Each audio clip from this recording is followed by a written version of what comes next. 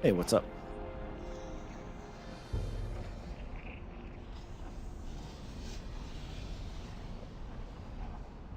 I strongly considered playing retail this morning,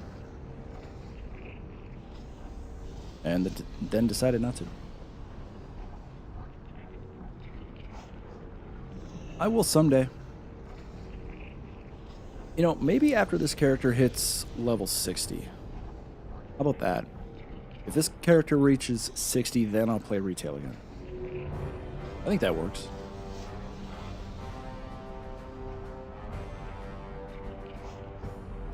So I am going to the Searing Gorge. Because that's pretty much the only place I can quest in right now. I'm in that weird in-between phase.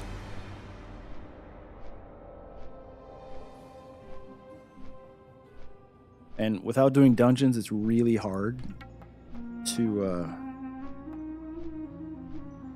you know, have the perfect leveling route because I'm going to be shy experience, especially the upper 40s, low 50s.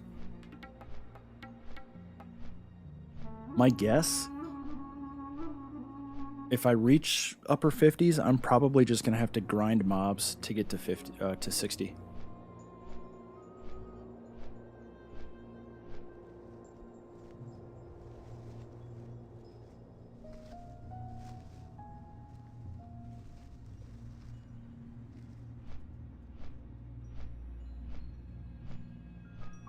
But I'll worry about that later.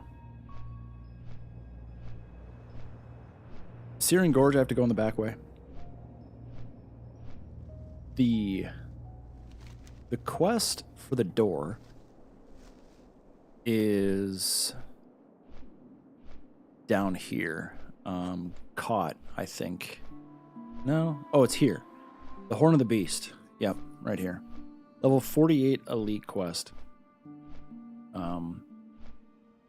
This goes to Ironforge, and then you get a quest to go back to Loch Modan, and there's a mob here that will give you a key for the Stone Rot Pass. But I can't do a level 48 Elite quest myself right now, so we gotta backdoor it.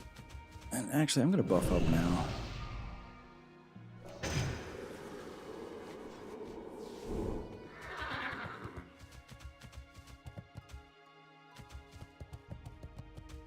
Karazhan last night, great success. Got some gear that nobody wanted for farming, and one of my bis, because nobody wanted it.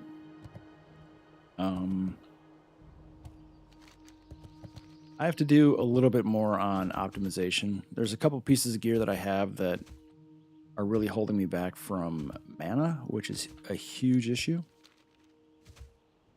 I had to stop using destruction potions so I could use mana emeralds.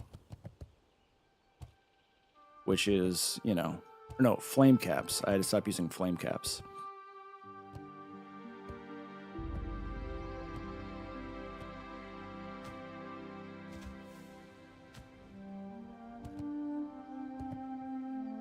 Oh, that fresh classic music. So if you don't have the key to Searing Gorge, you have to go the back way. Or, I guess, technically the side way? Because you come in through the side. Oh, I wonder if I could do Tremors of the Earth now. I probably could. What else is here? Bring some pattern bronze. Oh yeah, I can't do that because I can't buy those from the auction house and I can't make them. Let's see. Dungeon.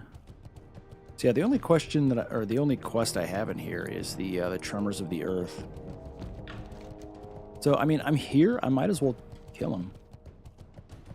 I mean, I doubt the people are here. Just me, 44 through 50. Yeah, there's only 5 people here, and they're low level, so there's no way they're doing this quest.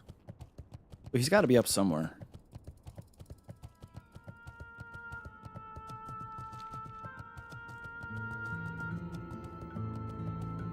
And which way does he walk? He walks clockwise. No, he walks counterclockwise. So I walk clockwise. See if I can find them. Anyway, the entrance to Searing Gorge is way over there, so I've got to go the full length of the map anyway, so... might as well see if I can get an easy quest done.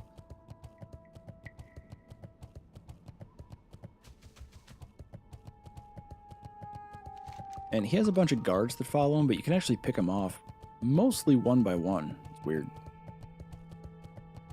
What's my blizzard at? 2.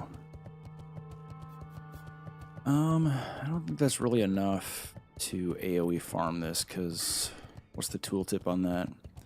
Chill effect lasts for 5 seconds, removes movement speed by 60%.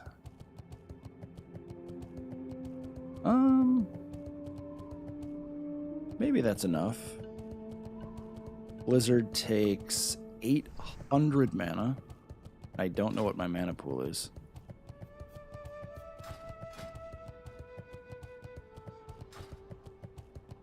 I'll just single target him down.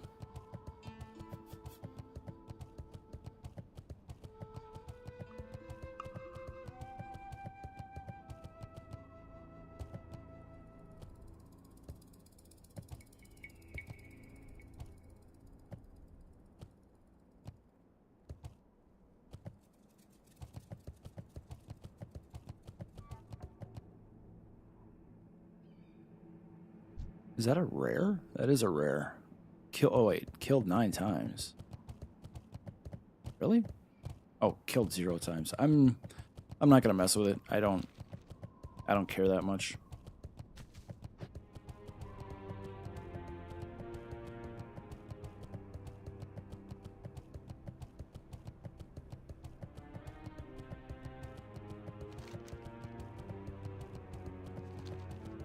Oh, I've done about 3/4 of a lap here and still haven't seen him, so...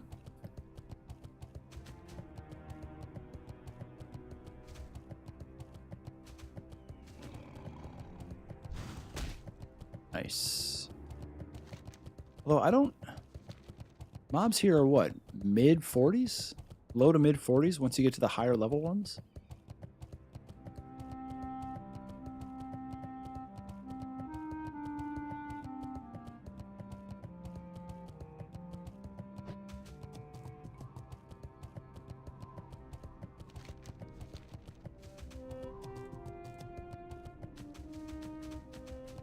Oh, come on, dude. I was hoping I would see him before I got to the Searing Gorge.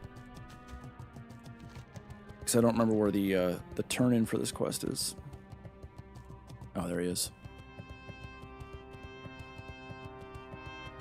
So, let me just pull the front guy and see what happens. That sucks.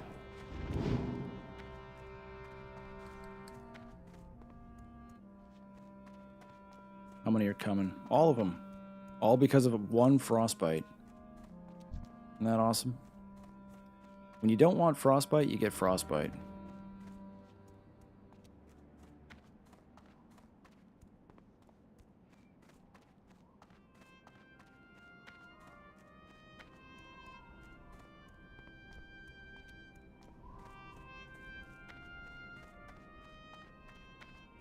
This is like the absolute worst place that he could be.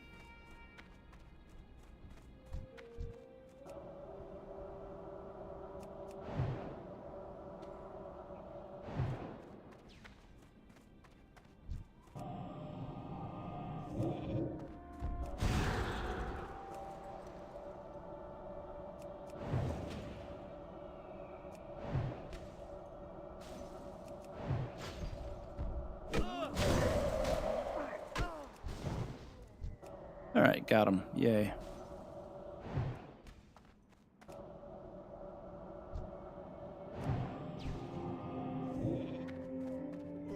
Okay. That wasn't so bad. And I turned that in... I don't know where. Is it because I'm still in combat? Must be because I'm still in combat that it's not opening up. Or, updating.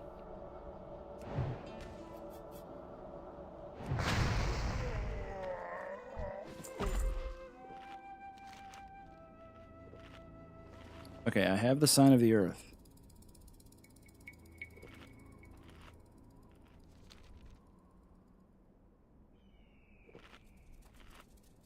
What do I have to do with it?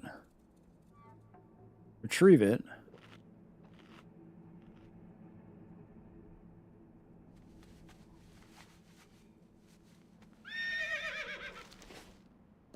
Why is it not updating?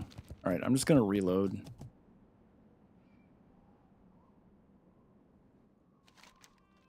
There we go. Yeah, okay. Oh, it's all the way over there. Lame. Worth it, though. Because then it takes me to Stormwind. Which I will not do now.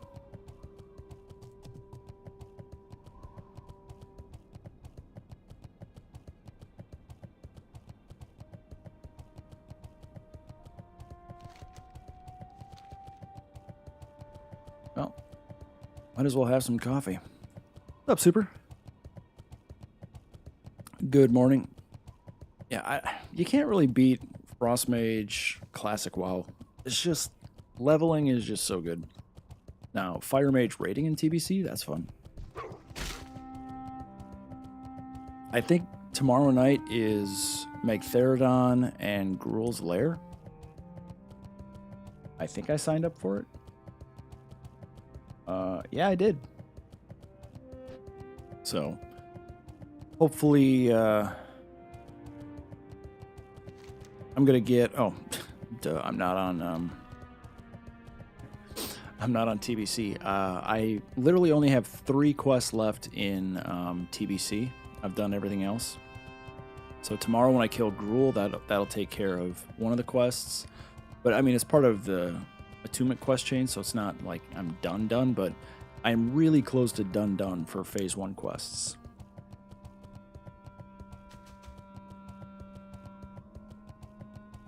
All zones, all optionals, all reputations. The only thing that I have left is I need reputation with honor hold so I can buy one of the enchants. And Keepers of Time so I can buy that enchant. I farmed all of... Is that it? Oh, what did I pick up? Yeah, Tremors of the Earth Elite. Not doing that. Last week, or this week, whatever, I farmed every single zone drop enchant in TBC. There's, I think, 5 of them. I got really lucky with drop rates. The only enchants that I have left to farm are in dungeons, and I think there's 4 of them, not including Karazhan. So hopefully they drop when I'm finishing off Exalted reputations. But I said going into TBC Anniversary that I wanted to basically play it completely through and do everything, because I didn't really get a chance to do that the first time around with TBC Classic. I mean, I did, but retail was still in a good place or better place than it's in now. So I was playing retail a lot more, and then there was like the hardcore realms that launched, and like there was just so much competing stuff going on.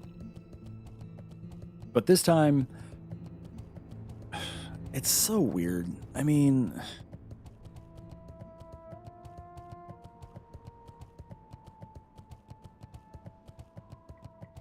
the fact that I don't want to say I don't care, because I do, but what's the right way to put it? I guess the best way to say it is the fact that I am not interested in logging into retail and playing Midnight is just completely foreign to me. Like, they just released a content patch, I think this week. Like the 0.5 patch. I don't care. It's so weird. And then, like, I've literally played Midnight for 3 hours. The one stream that I did of Midnight, 2 months ago now? 2 months? Yeah, 2 months ago, February, is the last time I've logged in and played. It's And like, I used to stand in line at the stores to buy the expansions, to run home, to install them, to then sit and wait for them to update, because there was always a launch day patch because you had to install with a CD or a DVD.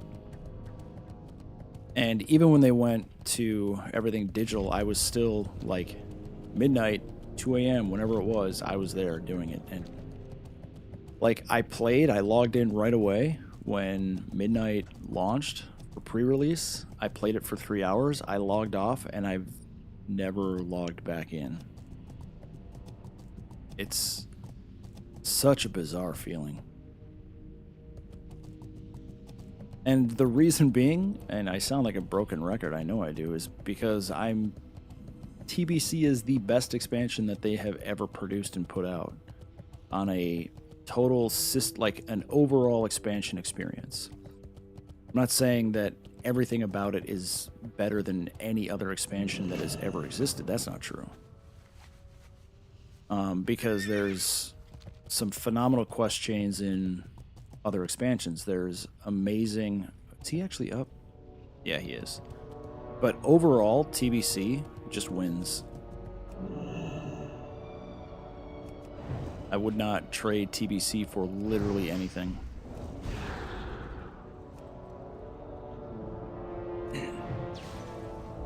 Yeah, exactly. You log into retail and you... What level are these guys? How many hits did that take? 3, 6, 7. Okay, so they're right around my level. I mean, if you've only ever played WoW in the last...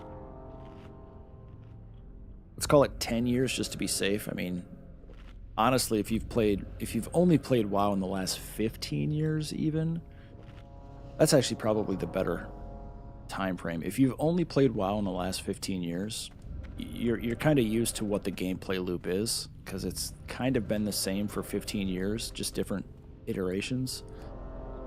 And then you go and play Classic, you are playing a completely different game. I don't include Wrath in that. I include like the first... I mean, it's so tough. Wrath of the Lich King is an amazing expansion. It's when they started to test a lot of things and try out new tech and try to make things more immersive, which they did. The questing in Wrath of the Lich King is awesome. There's a lot more dialogue with NPCs.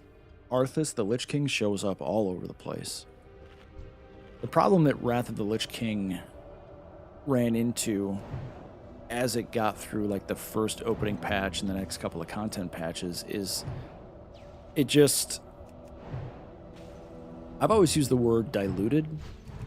It felt like content was being diluted in how they were releasing it, because you would have, like in TBC, I always go back to TBC because it's the perfect tiered progression of raiding. You start with a 10-man, relatively easy yet gear check 25-man raids.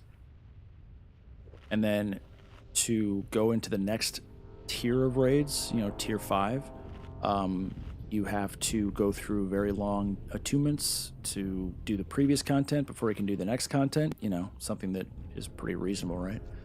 And then, the penultimate and ultimate raids, you have to do more attunements and more attunements. There's one difficulty, there's one raid size, and you either do it or you don't. Wrath of the Lich King is... I don't even remember how many it is. It's, 4 different raid sizes spread over 3 different difficulties? And it's like, okay, if you want the best gear, you've got to do the 20-man version on the hardest difficulty. But I've always been a proponent of just release a raid with 1 raid size and 1 difficulty, and that's it. People either do it or they don't. They can't do the hardest difficulty. You have a flex raid option that's similar to LFR, where up to 30 random people can join it, and it's on the same difficulty level as normal, and they clear it. So you can either do like the flex raid normal. You're evading. Why are you evading? Okay. So he evades, which means I'm just not going to care about him. Actually, I'm going to let those guys alone. If all they're going to do is evade and cause problems. Anyway, that's why TBC was so great. It was one difficulty, one raid size. You either did the raid or you didn't. And there was a lot of guilds that broke up on fights like Muru. And that's okay. Now, should TBC have had like a flex raid option where people could go in like a dungeon group and do raids? Yeah, maybe.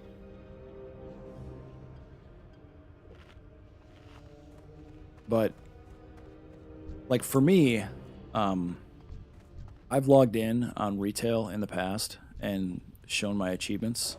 Let me see if either of these guys evade. So I was excited for Wrath of the Lich King because it looked awesome.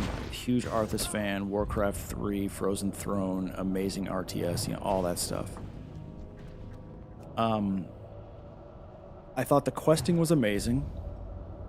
And I've got to go back and look at the specific dates on my achievements. But, you know, I was in a US top 20 guild, US top 25 guild in the Burning Crusade. Like, we were US, not world. We were really, really far advanced for our server. The server I was on, and I'm still on retail, was one of the original alpha servers. And for Sunwell, we were the only guild to defeat Kill Jaden before any nerfs, long before any nerfs. We were the furthest along in Nax Ramus. We were on 4 Horsemen when TBC pre-patch came out.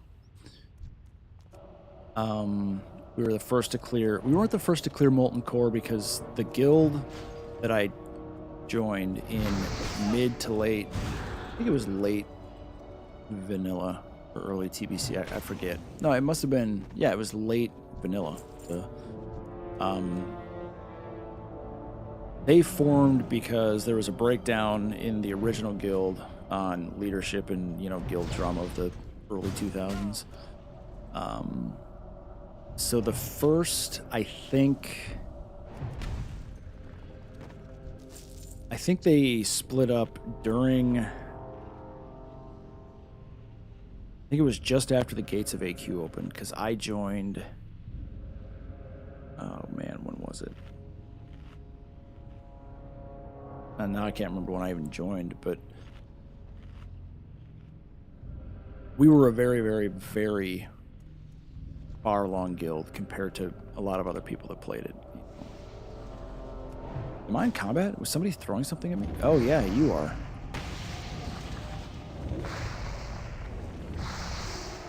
Holy crap. I did not see that guy.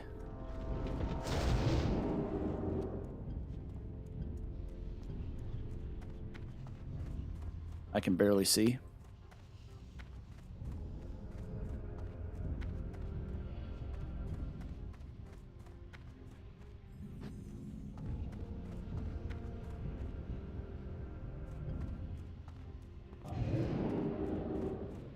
I'm still in combat. There we go. Whew. Oh, that was only 38% health? Anyway, so really far advanced guild. We went into Wrath of the Lich King. Some people just pieced out because, you know, the Sunwell grind and the late TBC competitive rating, it was intense. But, you know, a vast majority of us stayed, and we all got to level 80 in the first week. And the first raid we did, literally the first raid we did, was Nax Ramus. And every single one of us was disappointed because it was so easy. It was so watered down. The difficulty swap option didn't feel right with anybody, and it's literally in my achievements. Because we did, I want to say we did the Plague quarter first, but we did an entire quarter of Naxxramas in like ridiculously short amount of time, like not even trying, and we were just sitting there going, what the hell is going on? And most of us actually left the raid after the first wing of Naxxramas. I said, I'm done. This is stupid. There's no challenge here. It's reused content. The multiple difficulties is just stupid. Nihilum had made a new guild called 25th November, and they cleared literally all content like right away. And I'm just like, this is not the same game. It doesn't feel like the same game. It's just, it was so bizarre. So if I look back at my achievements, I can see where exactly I quit raiding. And I came back for Ulduar because the guild needed a mage, and I'm like, yeah, I'll come back. So I did raid Ulduar, and Ulduar was fun. I'm not gonna lie. The different hard modes and different difficulties and different raid sizes really ticked me off, because like we would do a 10-man version, then it's like, oh hey, we got to do 25-man. It's like, okay, we already killed this boss. Like there was no, like, that feeling when you kill a boss that you've been working on for a really long time. There's no replacing that feeling, but you can take that feeling away, and the way you can take that feeling away is you work on a boss in 10-man mode and get some okay gear. It's like, okay guys, we did it on 10 normal, now we have to do it on 10 heroic, and then we have to do it on 25 normal, and then after that we have to do it on 25 heroic, and then we have to do it on 25 heroic challenge mode. What's like, on your mind? What? So, but yeah, going back to flex raids, really good option to see the story, completely agree, but I mean, at the end of the day, you still want to give people the opportunity to do a raid. That's why I don't necessarily disagree with, you know, LFR being a thing. But LFR should be the option for people who can't and don't want to raid at whatever the difficulty of the raid's going to be. Okay, you're...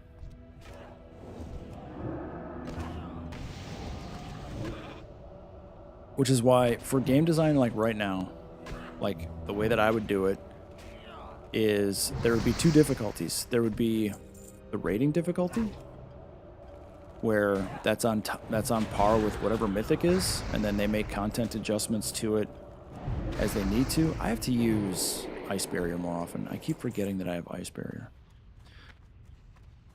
Anyway, one difficulty, one raid size, and it's on par with Mythic. That's it. And then they have the LFR version, which is flex up to 30 players. You can join as a guild. You can join by queuing up. And the difficulty is on par with normal. I mean, people will figure it out. There's this thing called the internet, where people share ideas and stories and strategies and misinformation most of the time. But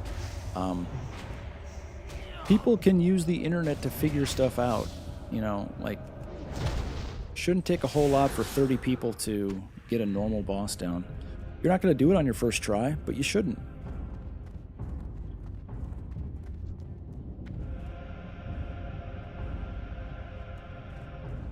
Like, there's a reason that I don't Mythic raid in retail. It's not because I'm not good enough. It's not because I couldn't find the time to do it if I really wanted to. It's just I don't really want to. I'm not in that place anymore where I want to invest that kind of time in retail. Do I want to invest that kind of time in TBC? Yeah. But if I was at a point where I was playing retail and pretty much only retail, I I would hate the dude. Don't attack my sheep, please.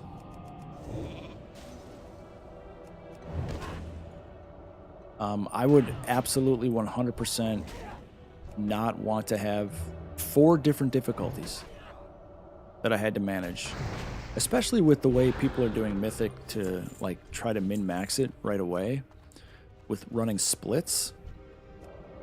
I mean, running heroic splits over and over and over just so that I can then go into... Dude, will you attack this thing, please? Thanks.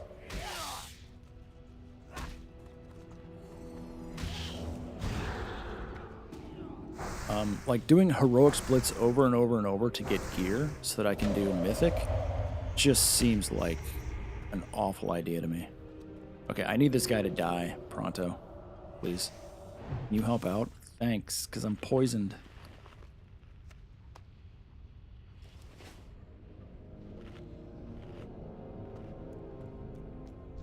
I forgot that this escort quest guy is kinda annoying, and it goes all the way up here.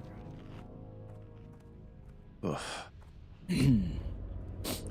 But that was a really long-winded way of saying the content started to get diluted in Wrath of the Lich King, and it just kind of snowballed from there out of control.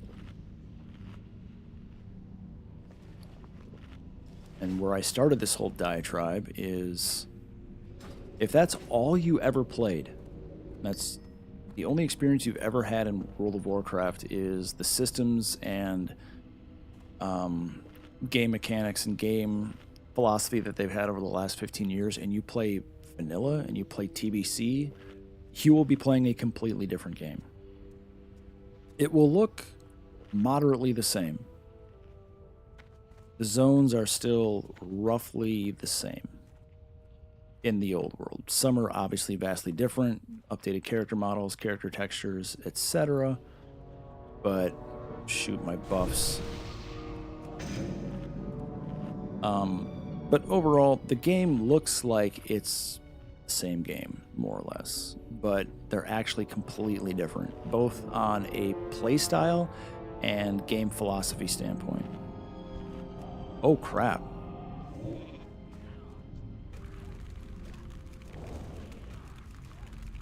What level are these guys?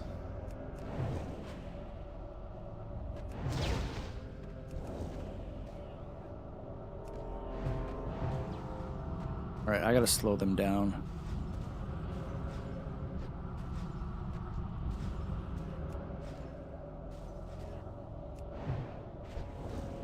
Okay, it worked.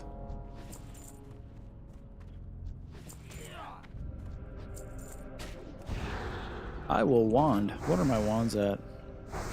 229 and 235.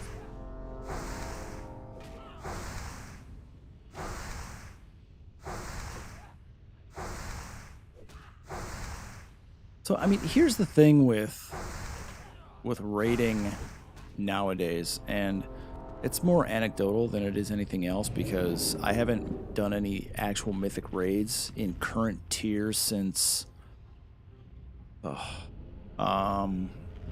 Warlords of Draenor. But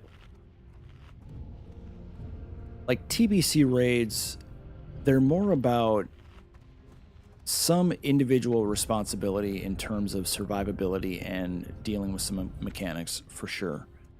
But it's more about the raid as a whole being on the same page at all times and doing things in a very almost choreographed nature.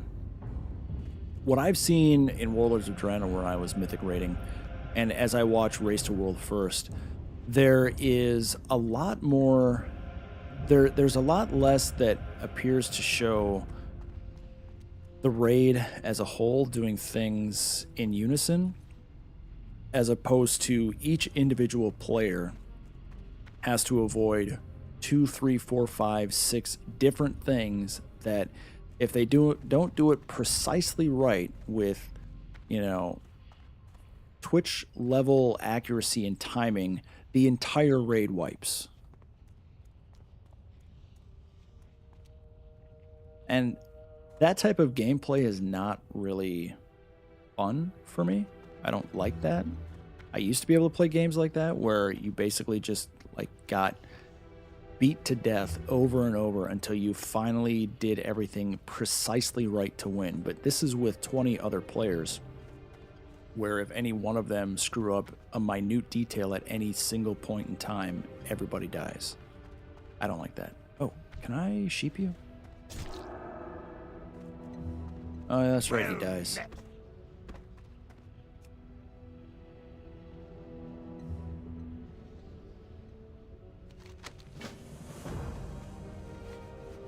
Some Tara stones. What do I do with that? Oh, I gotta kill geologists, and I need... How much rune cloth do I need? Or I need 15 silk cloth. Do I have any in my bank? No. So I will, I'll kill a couple geologists. I only need one. And then I'll go to the main quest hub. Those are watchmen? Actually, I really don't need to kill a geologist now because I can't finish the quest right now anyway, so it doesn't really matter.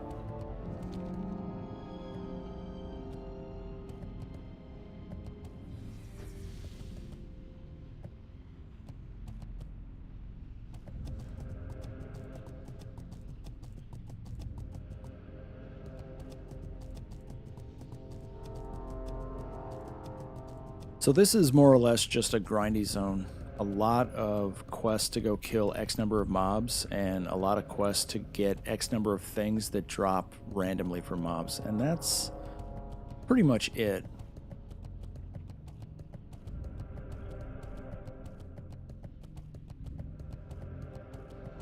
I actually took geology in college. It was one of the most fascinating things ever.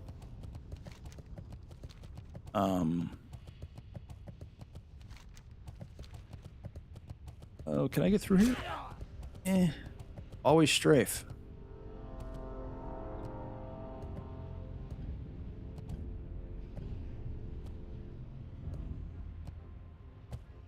Come on, dude.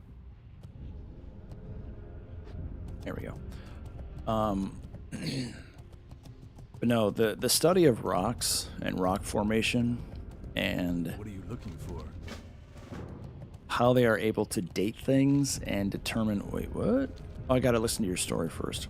How they're able to date things and determine what was going on at any given time over the course of millions of years is just fascinating. It takes a different type of mindset.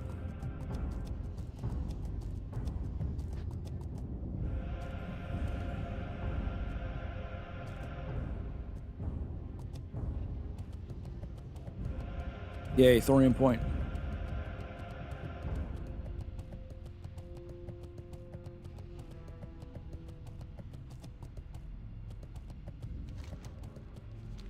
I had the absolute best throwback breakfast food this morning. As I saw them at the store, I'm like, I must have these. Got my attention. Off with you. Interest you Cherry donut holes. Is there a quest up here? Oh, it's one of these.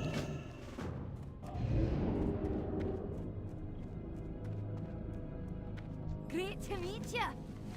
Yeah, great to meet you too. So, the key to freedom is... Those are the guys that are in the tunnels beneath me. I have the Incendisar quest already. I could go do that. What level are they? I think they're my level. Everything in here should be my level. Yeah.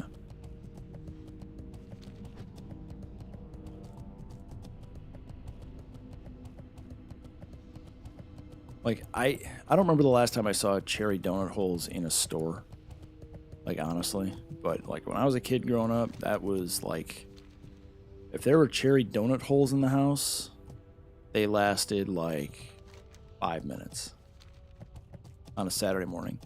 Saturday morning cartoons, a bowl of cereal, and cherry donut holes is, like... Like, I don't know if it gets better than that, honestly.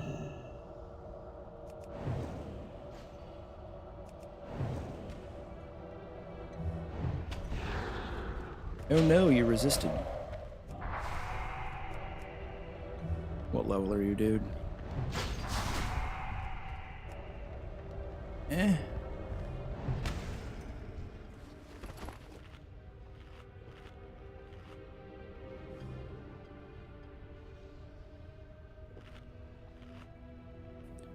I mean, looking back on things, I have no idea what kids these days. Oh God, did I really just say kids these days?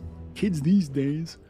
You know, but looking back on it, I like literally I have no idea like what nostalgic things kids have these days of like growing up and like what they remember fondly. But for me, like if I look back at growing up and I'm trying to determine like when was like peak growing up, it was probably that time period when you're old enough to be on your own, but you're not old enough to drive.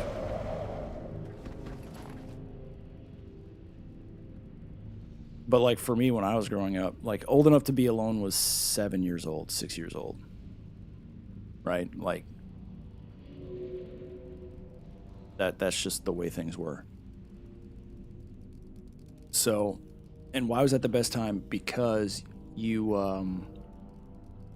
like we left, we got on our bikes and we just went and did shit.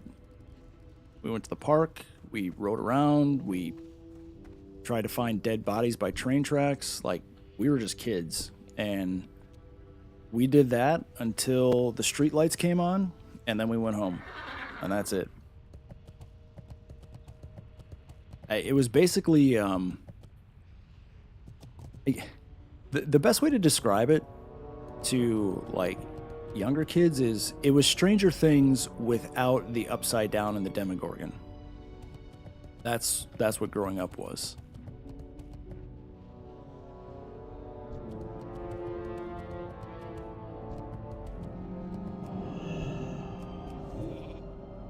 I mean, like, I have two older brothers, and like that, like Dungeons and Dragons was frequently played in my basement growing up. You know, my brother and his friends would play, and I would watch. And then I started playing with my friends when I got to be like 9, 10, 11 years old.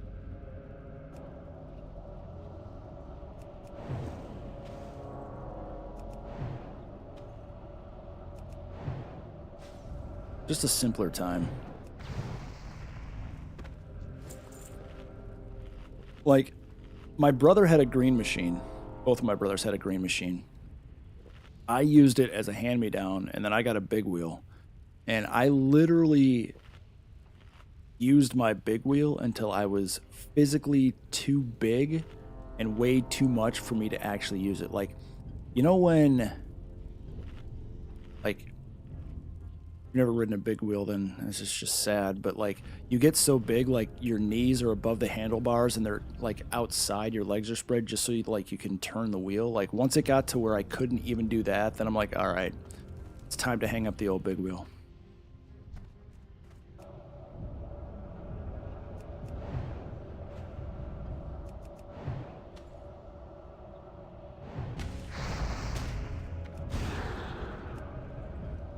Like one of my best friends growing up, like he lived on the opposite side of town, and like in the summer it's like well, guess I'm gonna go on a 40-minute bike ride to my friend's house. And like my parents didn't care. No helmet, no elbow pads, no knee pads, no insurance waiver, no liability waiver, no insurance policy required, just like get on the bike and go. Shortcuts through ditches, and like it's just, life was just so much better back then. And you know, I think people have been saying that for generations where, oh, back in my day everything was better, but I think we finally reached the point where it's actually true. Because anecdotally it's never true, but I think in this one instance it is. And the reason it is because back in my day, and the day before my day, and the day before my day was even, you know, a glint in time, there was no such thing as social media and the internet for public consumption. And that really has just significantly degraded the experience of growing up.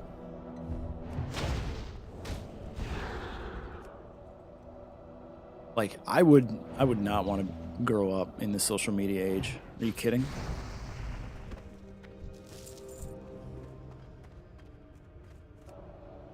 Like, I'm trying to think of what the equivalent was back then. Like, you bought an ugly pair of shoes so people made fun of you? Oh no. Like, the t-shirt you're wearing that day is dumb so people make fun of you. You have a dumb haircut. It was just stupid, petty growing up things like that where kids got stressed about. Now it's like you're all over the internet. There's fake stuff all over the internet. People can manipulate pictures. They can Photoshop shit and just like put you on blast to the entire world, right? I have no way I'd want to grow up in that at all.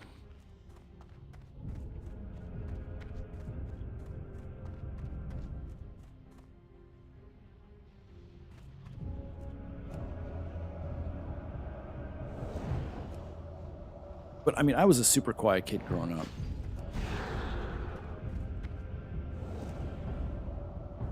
I mean, I had a couple of, like, I was basically, like, it was basically like Stranger Things. I had a really good core group of friends, and we were all nerds and into nerdy things. And it was awesome. I wouldn't trade it for anything.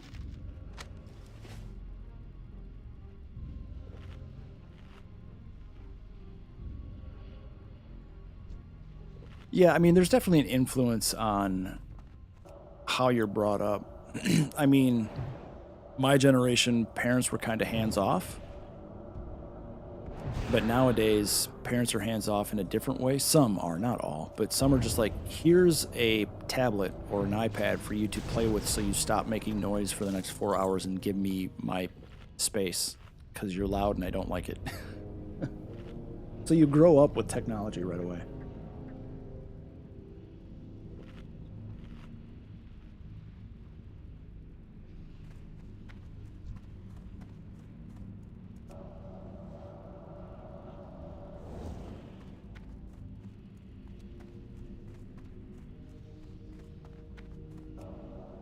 This guy patrols all the way over there, huh?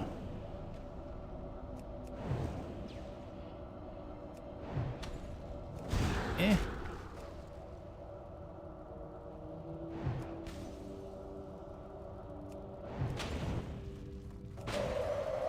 Man, this guy is just resisting nonstop. There we go. These drop rates are terrible, by the way. Like, really bad. But, you know, I knew that going into it.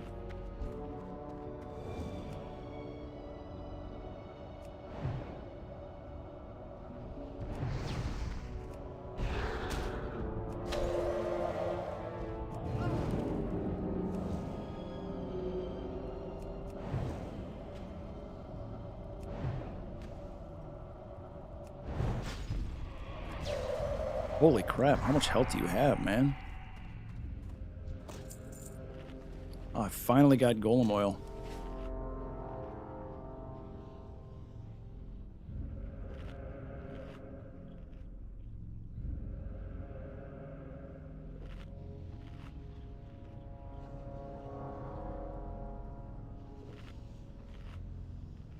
Ah, the old moonwalk bug. Love it.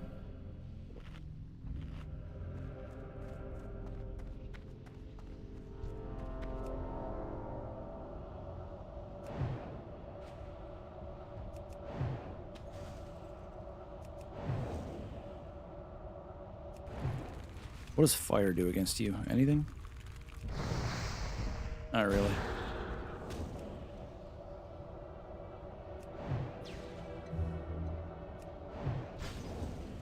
Alright, these war golems are something else. I gotta kill 20 of these lava spiders. I mean, the good news about this is I'm definitely gonna hit level 48 so long as I stay alive.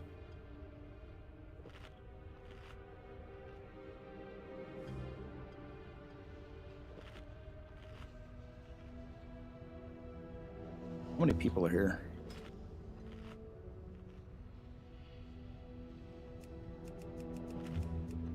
Seven. How many layers are there? 2.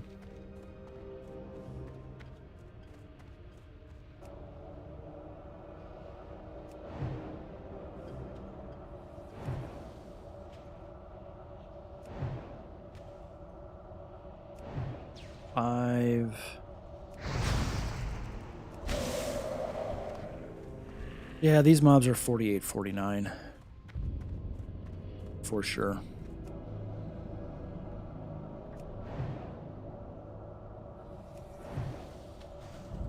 Oh, nice frostbite. Oh, coffee. I think I'm gonna go back home next month. My mom is having surgery again next week. And one of my brothers is going there next week to be with her. And then I think I'm gonna go probably like the middle of May. And where I get my favorite coffee is back home. You can actually order it online, but the shipping is just ridiculous. But whenever I go back home, I load up on like 5-10 pounds of coffee because they make it all. Well, they don't make it. They make all the flavor enhancements themselves, and it's just super good. Some of the best coffee. There's some other good coffee in Wisconsin, like northeastern Wisconsin, an area called Sturgeon Bay, which is just really, really well known in the Midwest as a vacation destination. They have really good coffee as well, but the coffee that I get from back home, it's from a place called Saruji's. They have one location, and it's in Green Bay. And they're a chocolate, like all handmade chocolate, which is just ridiculous, crazy good. And then they make coffee, and it's well, it is the best that I purchase from stores. So whenever I go back, I load up on like a 6-month supply, come back with like 10 bags of coffee. It's expensive, but holy shit, is it worth it. And you can order it online, so if there's times when I don't get, like during COVID or other times when I just could not get back, I would just order online. And oh, you got really close. This guy must be level 49. But I'm out. I've been out for like a month.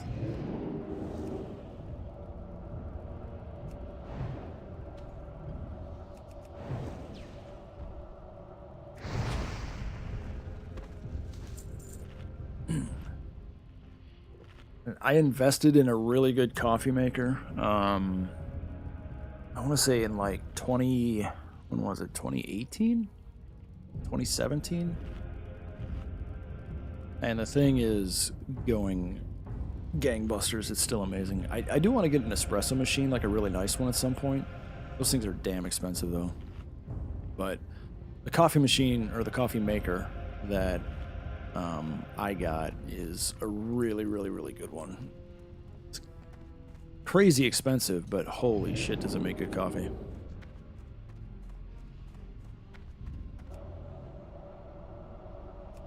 And it looks and operates the same way it did the day that I got it. Those heartbeat resists are annoying. Which is kind of the difference in coffee makers. Like, you can get like a Mr. Coffee for like $15 at Target. It's going to heat water, and it's going to drip that water over coffee grounds. But it's not going to last very long, and it's just not going to taste the same.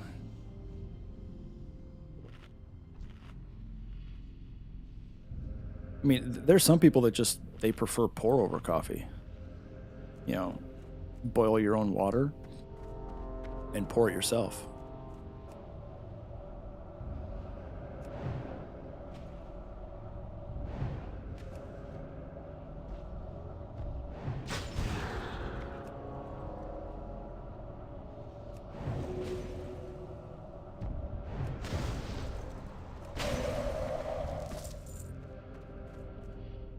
How many are there?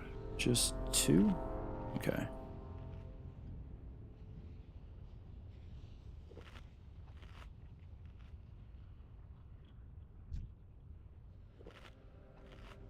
What I don't recommend doing is getting one of those Keurig machines or Nespressos. I've had both of them in the past.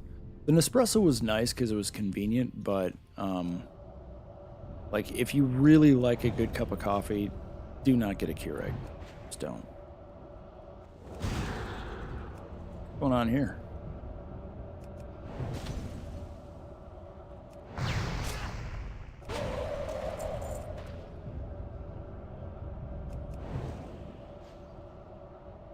They're not bots, but must be doing like a group quest or something.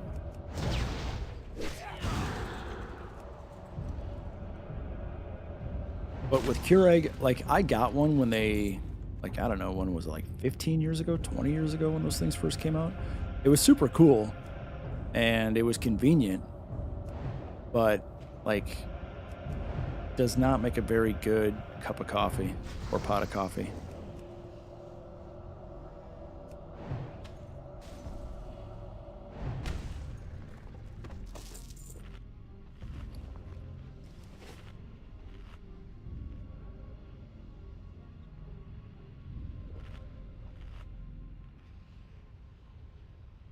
But like for coffee makers, I like pour over coffee.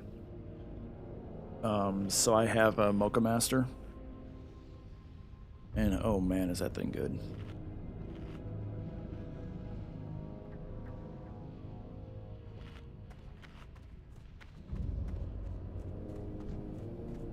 I need 9 more of these things, and I need 2 more oils.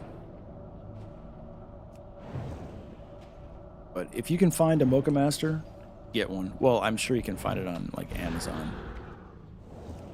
But I bought mine at, I think, Williams-Sonoma. Like literally almost 10 years ago. I mean, and that's the thing, like one of the things as you get older, and I'm not old. I mean, I'm old to a 20-year-old, but I'm not old to like, you know, my parents and well, I don't have, my grandparents aren't alive anymore. Like I think the first time that I ever realized that certain things are worth paying money for was when I first started out in, you know, getting a job after college and grad school, was shoes. Like, you can go buy, and by shoes I don't mean like a $3,000 pair of alligator skin, whatever the crap. I mean like a good piece of, like a good pair of dress shoes that can cost like $300, you know, $250, $400, somewhere in that price range.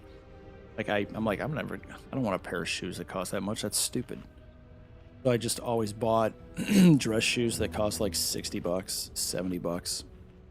And then over the course of 3 years with daily use of those shoes, like having the same shoe in like 2 different colors, I went through probably, I don't know, 5 or 6 pairs of black dress shoes at like $60, $70 a pop. And my feet hurt most of the time in the last like year and a half because, you know, like they're literally falling apart, right? And then I'm like, oh, you know what? If I buy 1 pair of these really expensive, nice dress shoes that they actually fix and resole over time if they break apart, I will save money. And yeah, I did, because I still have those shoes and I still wear them when I need to. So that was my first inclination that for some things, not everything, but for some things, there is actually a reason to pay a premium price for quality instead of a cheap price for quantity. Like, you can buy something once and know that it is going to be there for the long run and perform really well and do exactly what you want it to do, or you can pay a lot less, but you have to buy it a lot more because it breaks down. So with like a coffee maker, I was getting $20-$30 coffee makers like every year and a half, because with daily use and multiple times a day use, those things break down cheap components. Whereas if you buy like a really nice coffee maker with really good components, you can use it every day for like 15 years and it's just not going to break. And it's going to make a really good coffee. So paying once for quality is something I'm a big proponent of with very certain things. Oh, what's up, Sydney? Work boots, absolutely the same thing. Funny story about work boots. When I was in high school, I worked in a cheese factory in the summers because, living in Wisconsin, growing up in Wisconsin, that's just, what I had to do. But I was really good friends with the family that owned the cheese factory. So in the summers, I would work split shift in the cheese factories, like freaking 70 hours a week in the summer as a high school kid. Made a shit ton of money, so it was worth it. But they're like, yeah, just show up, bring some rubber. You can bring your own rubber shoes if you have them, rubber boots. If you don't, we'll provide some. So like an idiot, I showed up with my own rubber boots that I would use, like with my dad when we were like just cleaning stuff. And I showed up in these like $40 Home Depot rubber boots, and the daughter of the guy that owned the cheese factory, I was good friends with him because I was dating his daughter for a while. He just laughed at me. He's like, when I said, when I said bring your own boots, I meant like work rubber boots. I'm like, these will work. He's like, no, they won't. I'm like, yeah, they'll be fine. So he proceeds to stomp on my foot as hard as he can with the rubber boots that I have on. And like, he wasn't an older guy, but like, I know he wasn't trying to break my foot, but he was trying to make a point, which he did. So he stomps on my foot, and it hurt like hell. And he's like, how did that feel? I'm like, not great. He's like, yeah, okay, so I weigh 200 pounds and I can't stomp very hard. That piece of machinery over there weighs a couple tons, and if you stub your toe or if something falls on you, you're going to lose your foot. So he gives me a pair of actual, like, factory grade work rubber boots with, like, steel everything where it needs to be. And that was how I learned what steel toe work boots are actually for.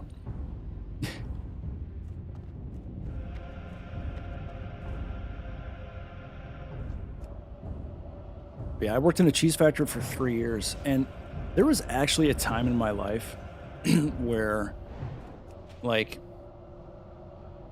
so I'm like a 15, 16, 17, 18-year-old kid, right?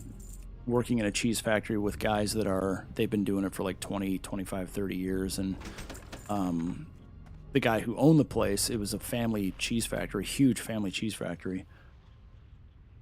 He had been doing it because his dad, like, founded the cheese factory. I don't remember how long ago then, but like, it was just their family operation. Like, there was a period of time in my life where I was looking at these guys and, they're working 60, 70 hours a week, swing shifts in a cheese factory, making just like a ridiculous amount of money in overtime. Like, I was 16 years old. I was making like $12 an hour, and I was making $18 an hour overtime. And granted, this is the 90s, so that's like actually a lot of money back then. Like, and the guys who had been doing it, you know, like for 20 years, they're making like $20 an hour and like $35 an hour overtime, and they're working like 30 hours of overtime a week. Like, they were just making bank. And I'm like, you know what? Why should I go to college and do all that unnecessary bullshit when I can just like have a simple life and work in a cheese factory and just run swing shift and like retire when I'm 50? But it's it's one thing to do that for summers for like 2.5 months. Like, when you're growing up, you think that summer is the longest period of time ever, right? It's like school gets out in late May, or for me it was like early June, and like then school starts up late August, early September. But those 3 months of summer feel like the longest period of time ever. But now when you look back at it, it's like I was working in a cheese factory for summer, like every summer. And then you look back on it, it's like, oh, so when I say summer, what I really mean is like 10 weeks. Like, I was working there for 5 or 6 payroll cycles. Like, that's how you think of things as an adult. Like, 8 weeks, 10 weeks, that's nothing. That's like a blink of the eye. But then I realized like my 3rd year there, it's like, okay, so I've been doing like, this is my 5th week. I've got 2 weeks left. And then I'm done. I'm back to school. Like, do I really want to do this like every single week of every single year for the next 25 years? And I'm like, no, no, not really. Which is why I didn't. But I mean, there is something to be said about just a simple life where you do not take work home with you. You work hard. You make enough money to be comfortable. But I mean, you do that for 25 years and then you're done. But it's a grueling 25 years.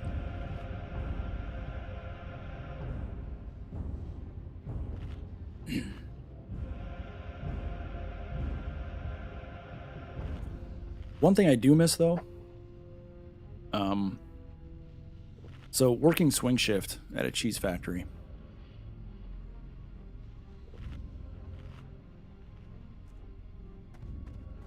And if you have no idea how cheese is made, it's actually a pretty remarkable process. But so working swing shift, I got to buff up, was you work Monday through Saturday, right? Because, you know, cheese factory is open on Saturdays for a lot of reasons, the least of which, or not least of which, is Saturday cheese curds. So swing shift Monday through Saturday. The morning shift starts at 6 a.m. and it shuts down at 3 p.m. And don't net me again. Ooh, good. So swing shift is you work every other week, morning, night, every other week. So first week is morning. So you come in, you start everything up 6 a.m. Like, everything is clean, and you're starting from scratch. Like, nothing is going on. The factory's been shut down for about 3-4 hours. And then you work until 3 p.m. and then the night shift comes in and you just go home. So mornings suck because you have to get there early, but at 3 p.m., the whistle blows, you're done, you go home. Night shift is you come in at 3 and then you work until the last vat of cheese is done. And usually, if I remember right, we were making anywhere between 18 to 21 vats of cheese a day, because there was 3 tables. So you want to do things in multiples of 3 just for storage and inventory and whatnot. So we would either do 18 or 21, depending on how the day ran, depending on how the day went and how much milk was coming in, et cetera, et cetera. So when I was working swing shift on the night shift, it was 3 p.m. until we usually finished the last vat of cheese around 1 a.m. But once the last vat of cheese is done, you have to clean everything. So cleaning would take usually about an hour and a half. So it was basically night shift was working 12-hour shifts. We would get done around 3 in the morning, and then the morning shift would come in at 6 a.m. and start over, and I'd be back 3 p.m. that same day to start up again.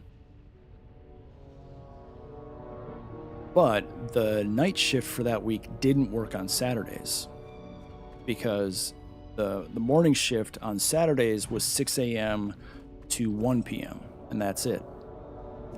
So every other week, I was on the morning shift, which meant I had to work on Saturdays, which most people would hate, but I loved, because Saturday is when we made cheese curds, and I would be in charge of doing the final prep on cheese curds,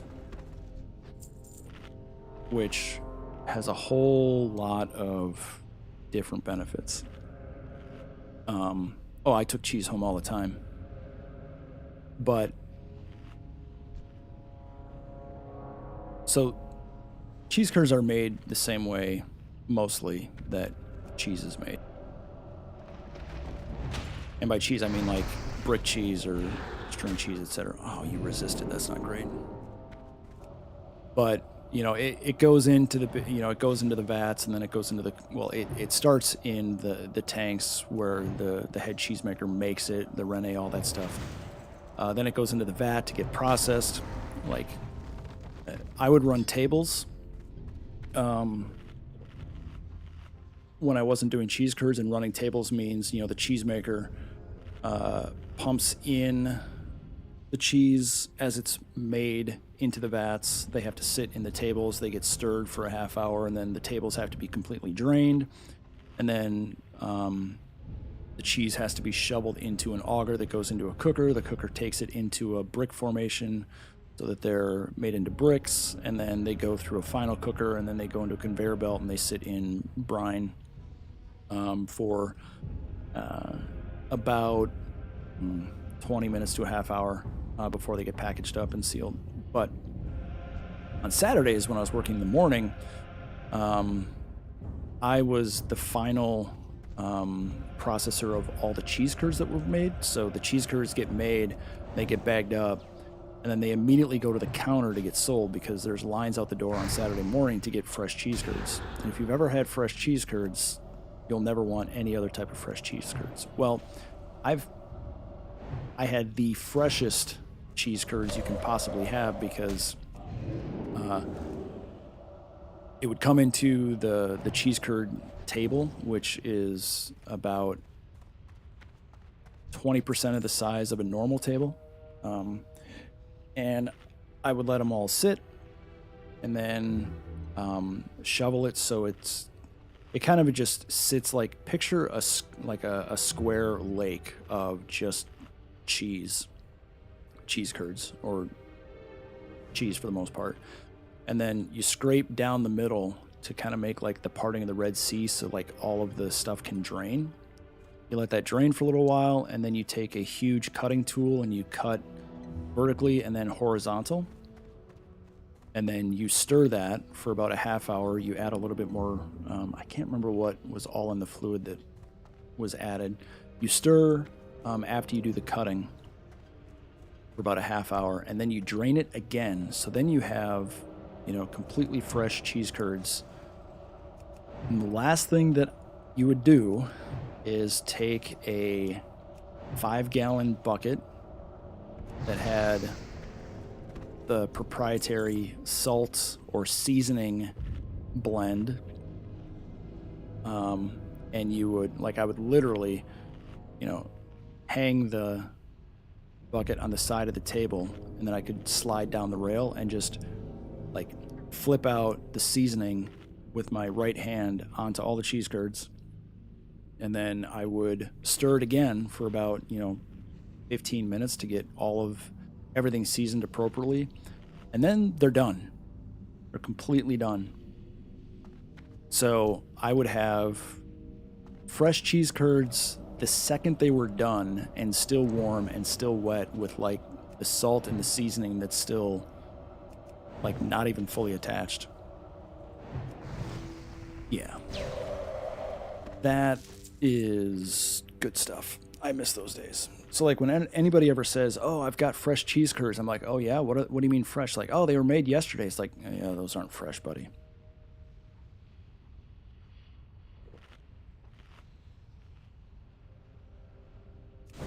I'm actually gonna buff up now. I've been neglecting my buffs. All right, so I'm done with the heavy war golems. Do I have? And I've got 4 of those. I just need to kill slavers and taskmasters now.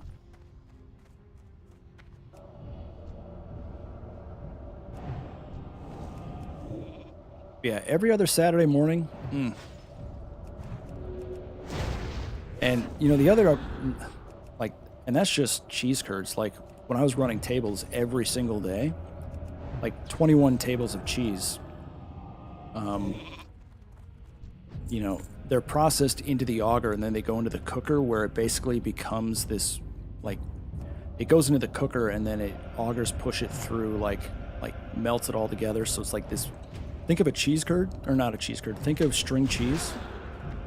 But imagine that it's, 16 inches in diameter.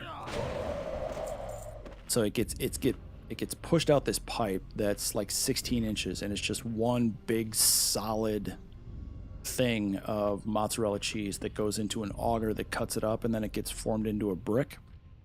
Like every single table of cheese, you have to test the consistency and the taste of it. So you go up as this big huge cylinder is coming out of the cooker into the auger that goes in, like there's a cylinder, it goes out into, it almost looks like what a wood chipper looks like, and just falls into it.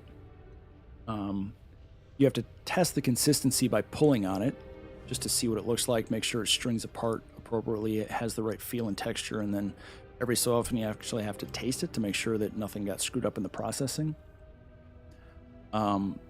Fresh, immediately out of the cooker mozzarella cheese is, oh. Family from Nina Menasha. Nice. I know right where that is.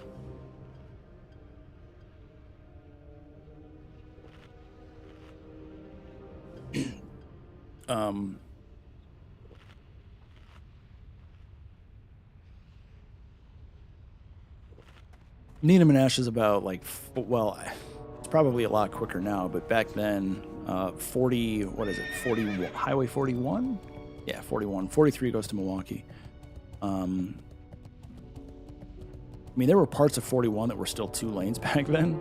Now it's all 4 lanes, but we would go to Appleton all the time because Appleton had the Appleton Mall, which was at the time crazy. But I mean, if you're getting Wisconsin cheese curds, like most of the cheese curds and most of the cheese factories in Wisconsin, they're same day fresh. If they're on the counter, they were made that morning.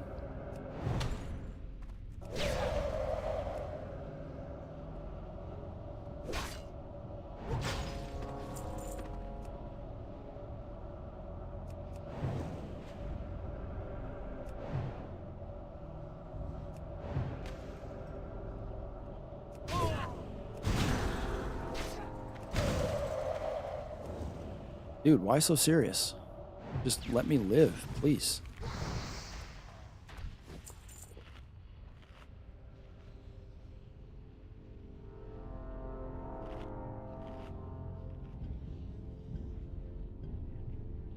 I mean, the only downfall of working, in a cheese factory, swing shift, is like every other week I was working nights, right? Until like 3 in the morning. And then the other weeks I was working at 6 a.m. So I had to be up at 5 so I could get to work at 6, and I'd work until 3. I'd just be like dead tired, right? But I still went, like, I was a kid, so I could still like go out, drink a bunch of caffeine and whatnot, and stay out until like 11 o'clock midnight. But you know, like every other week, you don't have that stuff that you're doing during the week.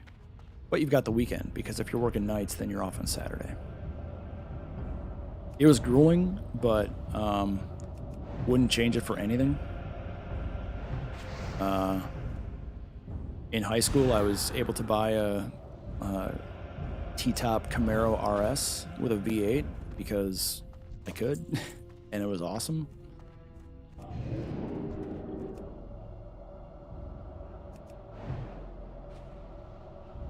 That's back when you could buy really cool cars and then sell them for more than you paid for them, which I did.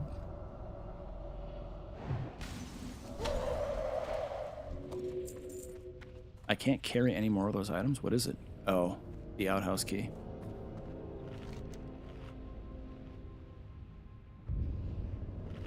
Does that start a quest? It does. There we go.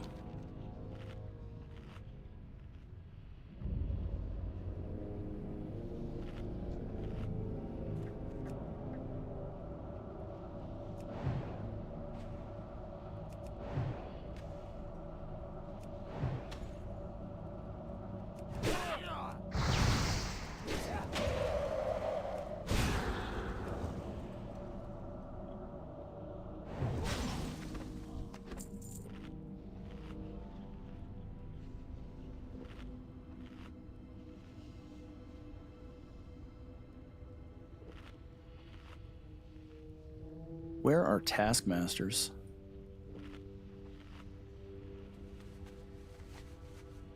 I don't want to have to go into the caves. Although I have to go into the caves to get the Incendisars anyway.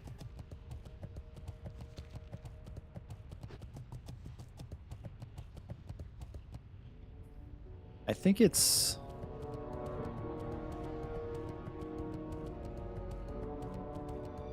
I think I can jump down right here. Do I have light feathers on me? No. Alright, so... how does one...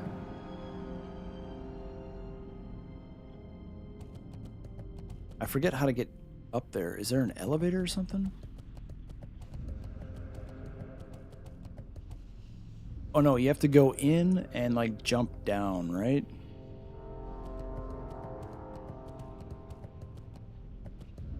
Alright, let me just jump here. Oh shoot, I should have jumped over there. Because now I don't think I can get up. Oh, okay, good.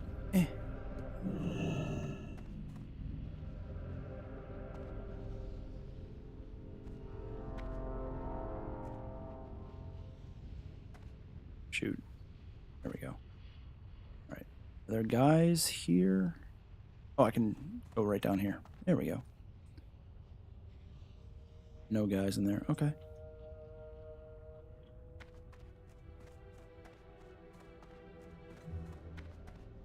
So if I go to the right...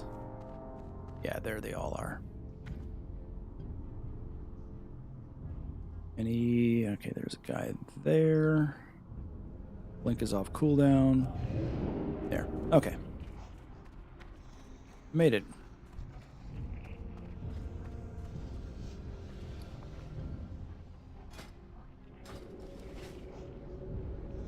It's got to kill 20 of these guys.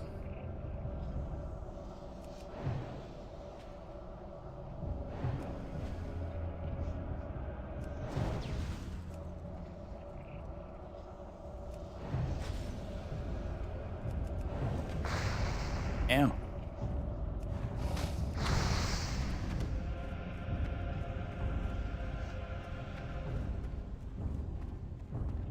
I love how the music progresses in this game.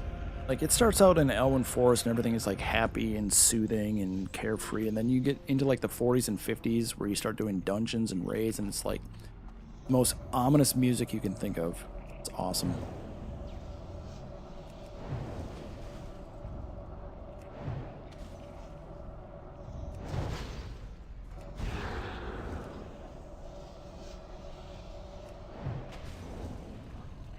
Nice.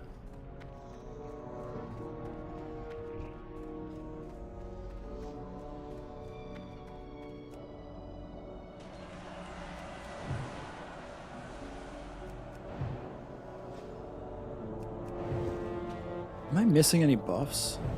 No.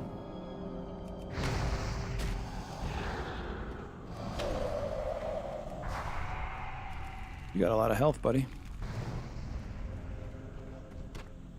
Oh, my hearth is Gadgesan, isn't it? Yeah. But I can just teleport to Ironforge because I learned the flight path here, so... I think what I'll do is I'll go in as deep as I can and then figure out where the taskmasters are. Because there's this and... Oh, the Heart of Flame. I still got to get those Hearts of Flame. Those are a low drop too. Like, but this kind of gameplay, like going back to what I was talking about like an hour ago, like, I would think, and this is just my opinion, but I would think that a majority of people that are playing retail would hate this type of gameplay. Slow, methodical, low drop rate RNG quests, kill X number of mobs that takes a while, travel is slow. I just don't think they would like it. Because everything, honestly, everything about World of Warcraft right now on retail feels like they took the base game and like injected it with meth and cocaine. And shit's just going crazy.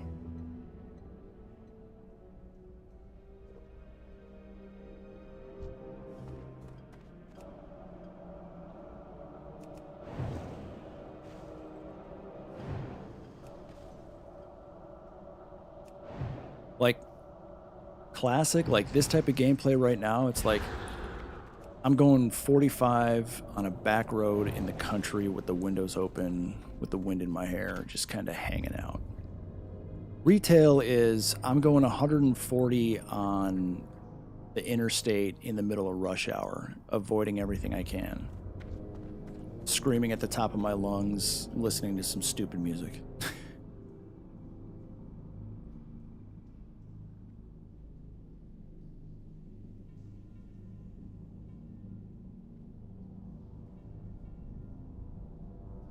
Oh, and while you're on that highway, you know, listening to music, and you're screaming at everybody that you pass for some stupid thing that probably isn't even true.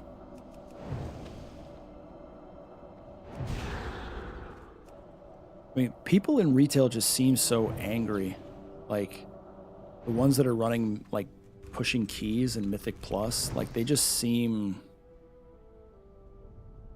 Honestly, it seems like they're not even enjoying the game. Did I really use 3 stacks of food and water? I did. Holy crap.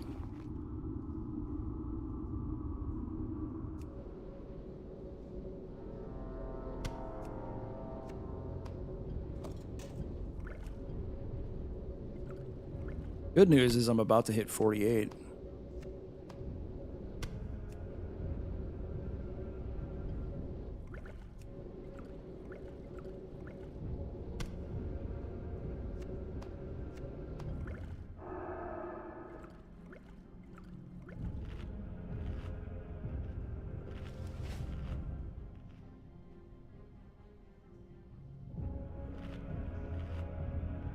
While I drink, let me see if I can find pictures of a cheese factory.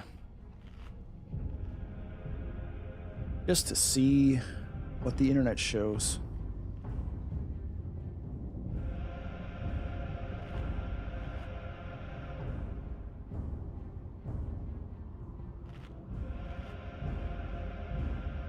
Hello?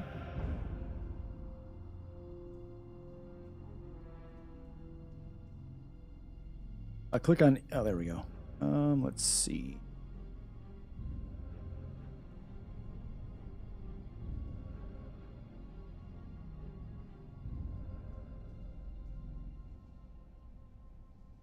Oh, yeah, there it is right there. Look at that. Oops.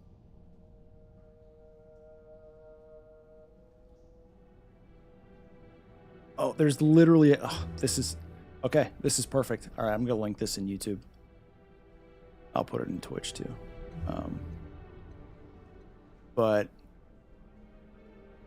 So, if you go to... If you scroll down to step 4...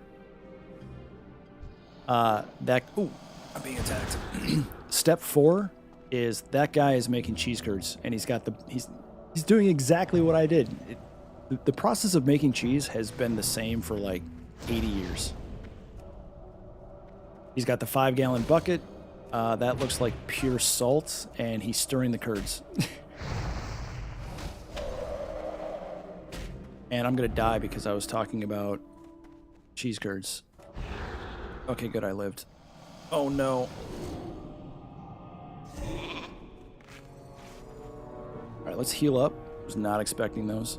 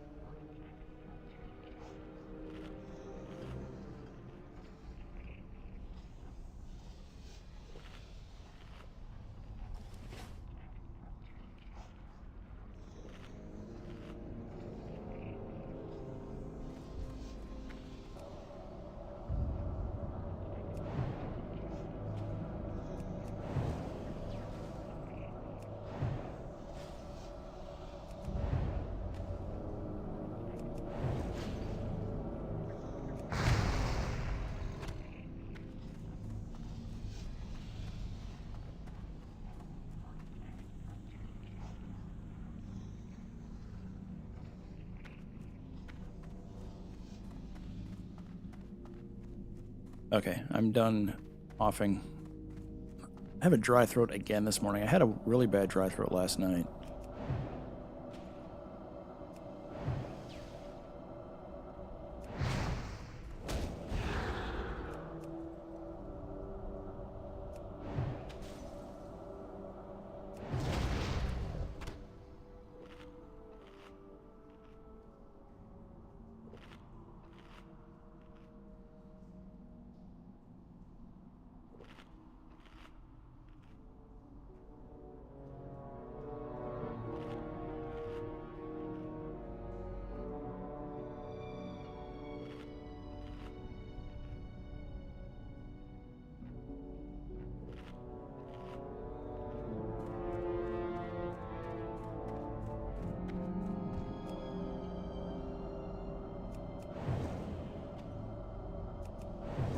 Five more of these guys. A resist, not great.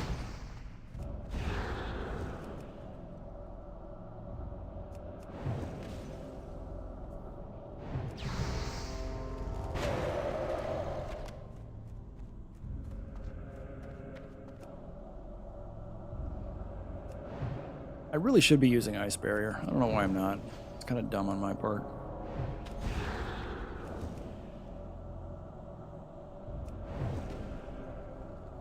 He's casting.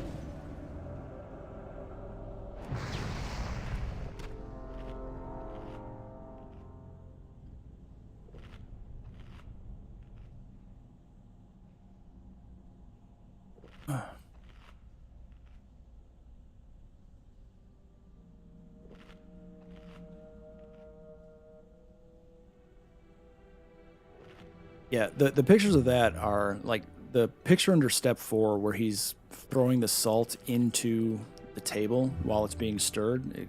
Exactly what I did when I was doing it. I mean, got the 5-gallon bucket that looks like pure salt at a 45-degree angle on the ledge, flipping it out with his hand.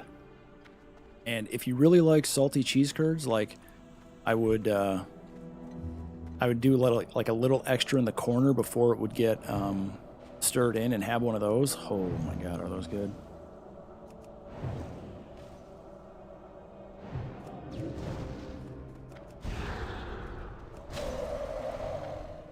All right, 2 more of these things. I'm going to turn around and go to the entrance. 5.6k for my level.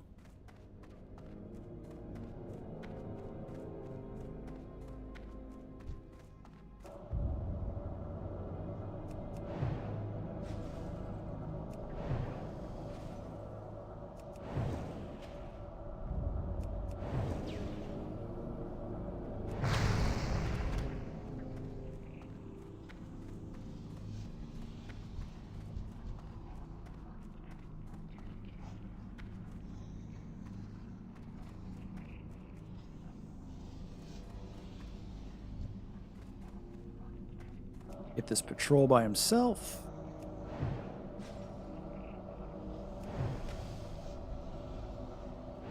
Okay, last thing about cheese, and then I promise. So the time right now is 11:21 Central, because I'm Central. But 11:30 is when I would start the third batch? 7, 8, 30. 11:30 is when I would finish the 5th batch of cheese curds. So 11:30, like right now, I would probably start the salting and the final stirring. That takes about 10 minutes, and then you empty it out, and then it goes into processing, and processing is where they bag it into the baggies and put it on the shelf for sale. So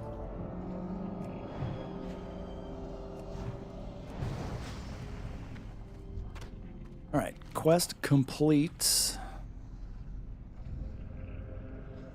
This place exits to that small door over here. I have to kill my way out, obviously.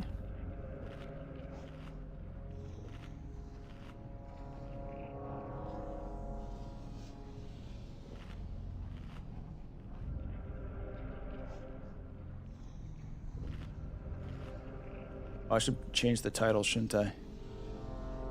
Oops.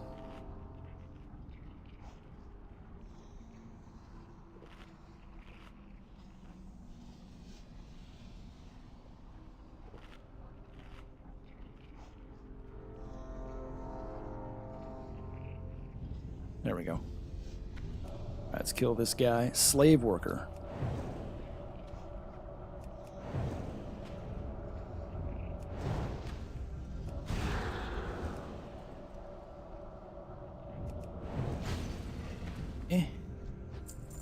Oh, hey. Alright, I need to sheep you. So I didn't know you were there.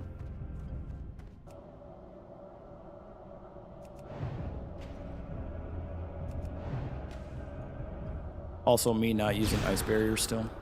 Lol.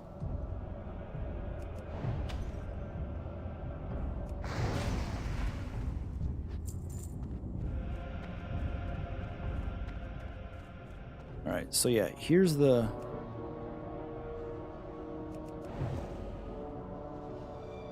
Really?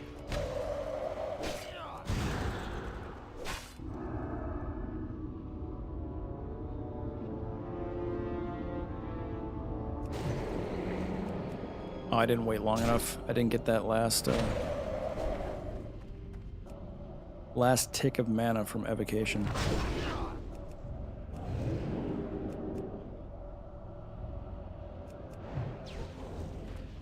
Okay. So yeah, seriously, how do you get up here without what I did? I think you literally just have to jump down from where I did. There's no elevator. And you can't wall jump up here. Which begs the question, how do I safely get down without dying? Oh, wait. Oh, there's like a mini path here, but can you actually get up this mini path? I don't think you can. I think you can get down it, obviously, but you can't get up it. Oh, I need you.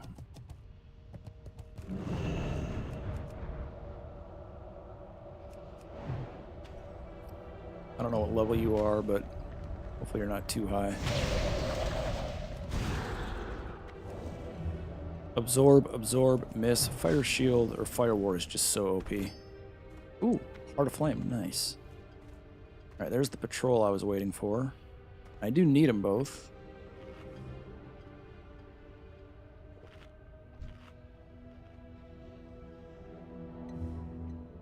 I have no idea what's coming.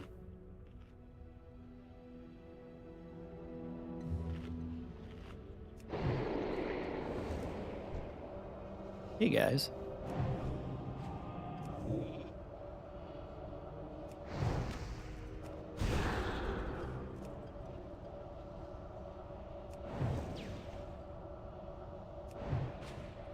You've got to be almost dead. Come on.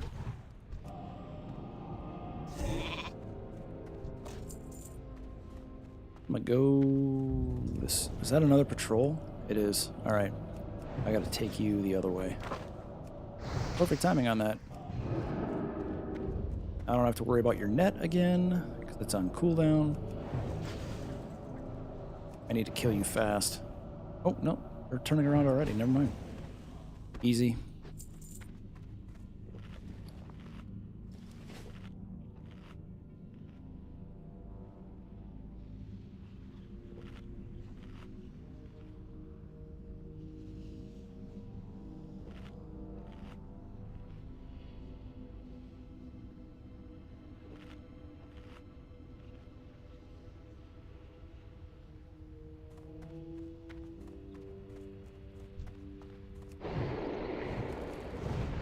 I'm out of buffs again.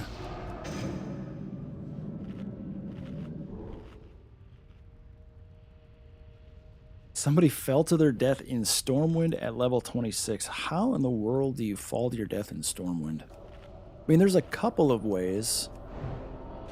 If you like glitch through the world, which you can do in a couple of places. But unless you're like low health and then jump, like... weird.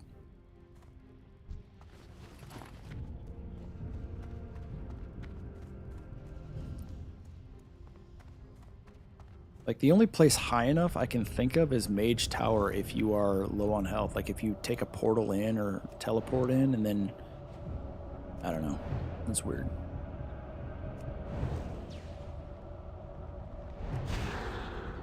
I'm out of mana. And I have a Fire Wand, which is not good.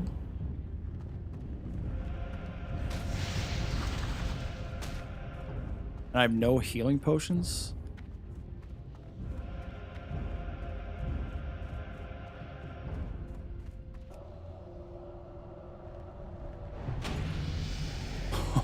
I knew I was going to level, I just had to know if I was going to be able to kill him or not. That's lucky. Blizzard, please. Thank you. Yeah, don't do that. Like, I knew I was going to level, but I... Yikes. I still need 2 Hearts of Flame. Taskmaster and 2 Slavers.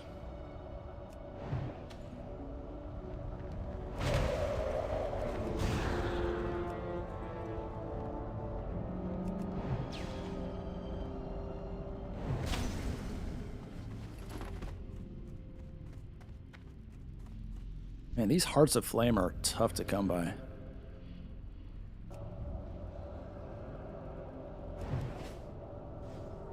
Oh, they turn around and go this way. Okay.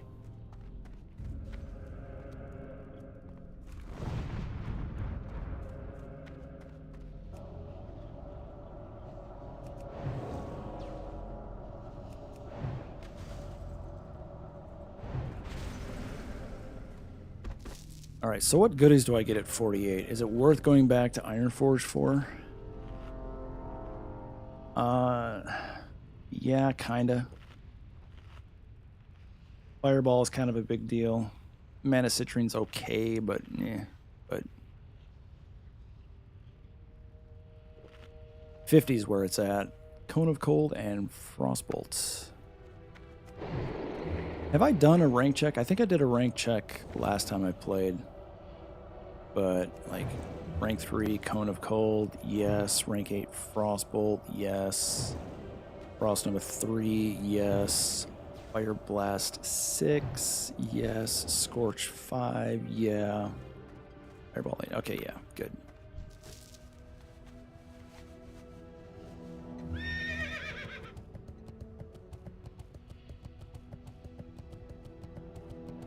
Man, where are these Taskmasters?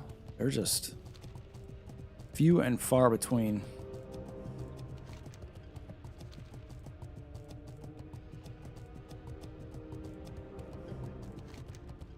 Oh, I'm all the way over here. I might as well just go turn in this quest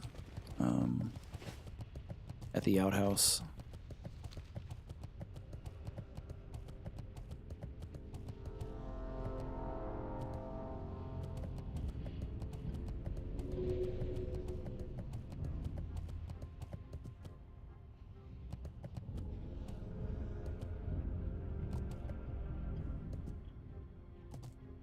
So I think I'll probably get, what, 3/4 of the way through 48?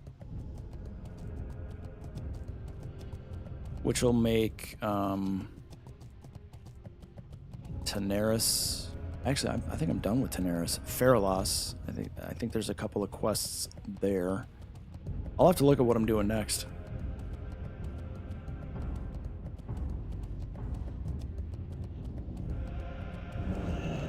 And this elite quest, I still can't do it. I mean, I could if I got lucky with frostbites and crits, but without that, no.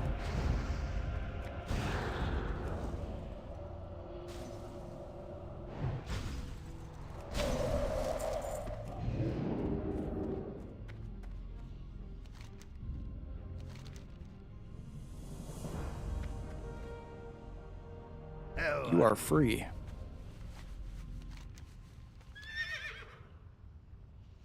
I don't think he gives me a follow-up. He does when I turn in the silk cloth. There's like a scroll that drops on the ground or something.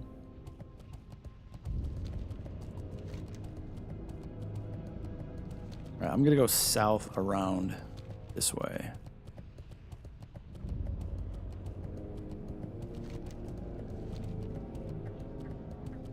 I gotta kill those spiders. There's a, oh yeah, there they are. Perfect. There's 4 of them right there. There's 5 of them. 6 of them. All right, nice. I need 20, right? Oh man, I did not want a frostbite just then.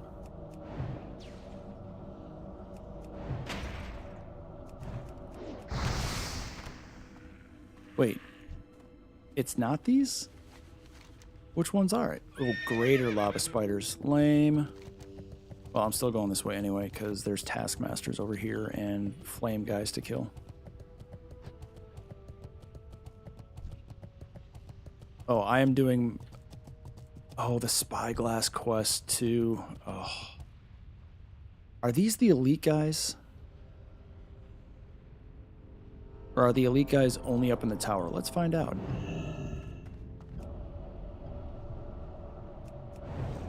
I am currently a third of the way through Lord of the Rings, the extended version. Because, you know, that's just Saturday mornings to me. It's got to be getting close. If it's not getting close, then we know he's elite. Okay, he's non-elite. Good. I think the elites are just the guys in the tower.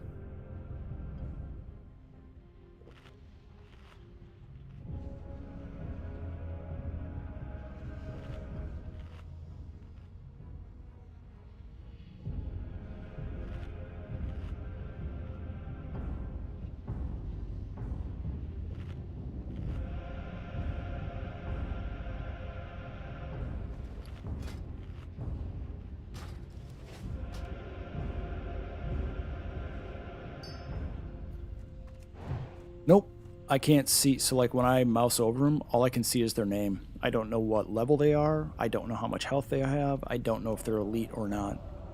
I have no way to know how much health they have. The only thing that I can see is their picture up in the top left and whatever debuffs they have that I put on them from my spells. That's it. I can't even see my own health pool. Like I have no idea how much health I have. I can sort of guess based... Oh, wow. Okay, the Lookout Spyglass is actually a pretty rare drop. And the fact that I got it on my first kill is crazy good. Oh, these guys also drop Hearts of Flame? No way. Oh, wait. Yeah. Nice.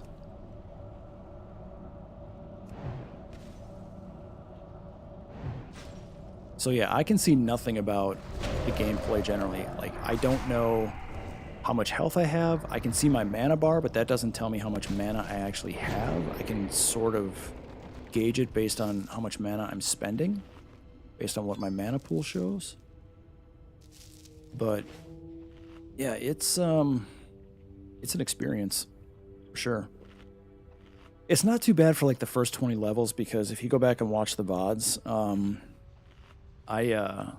I pretty much have the first 4.5, 5 zones of human leveling memorized, and in terms of where to go, who to kill, how much health they have, what level they are, what they can do, what they can't do, all that stuff.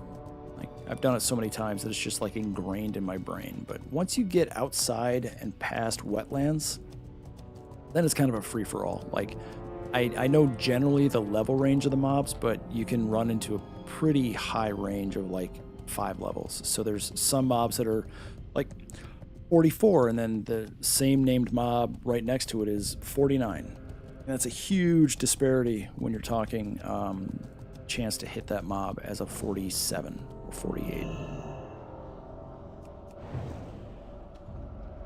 But generally speaking, I try to level and kill mobs that I can take care of in between 7 and 10 spell hits. All right, that quest is done. Now I just need the greater lava spiders. And then look at this beautiful quest log.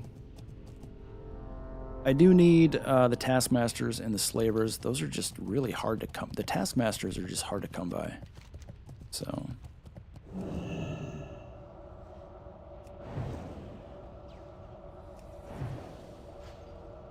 yeah, the fading effect gets pretty brutal, because like the lowest that I've gotten in this run is 28.2% health, and that was like, my screen was dark.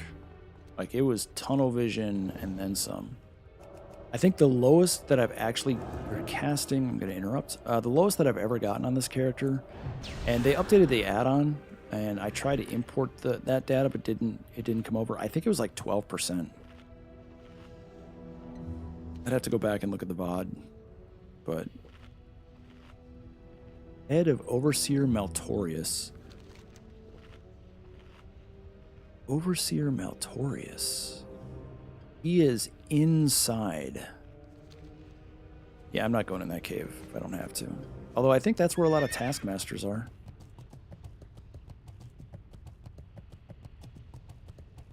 Alright, there's a ton of spiders on these cliffs. I know, yeah. I know for a fact, yeah. 1, 2, there should be some back there. There's this one here. I need 16.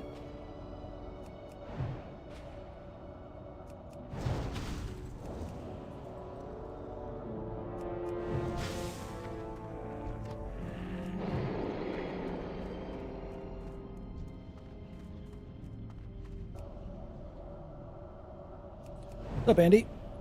Karazhan was good. I got 1 piece of gear that I really wanted and 3 pieces of gear for off-spec. Crushed the damage meters. I gotta work on my mana, though.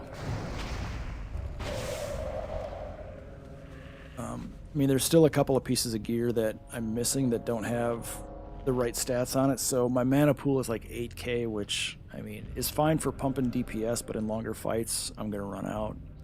And I couldn't use all the consumes I wanted because I had to save that cooldown for Mana Emerald, which is a little disappointing, but it is what it is. But it was good. It was took an hour and 55 minutes. No wipes on bosses. I died a lot because I pulled threat on trash a lot. But what are you gonna do? But I mean, for TBC, I was talking about it a little earlier. I'm almost 100% done with all things in TBC Classic right now. The only thing I have left is a couple of quests that are part of SSC and TK attunements. And then I've got to farm some patterns that only drop in dungeons, and I have like 2 reputations to finish 2 exalted. And phase 2 doesn't even launch for like what, 3-4 weeks, so it's been awesome.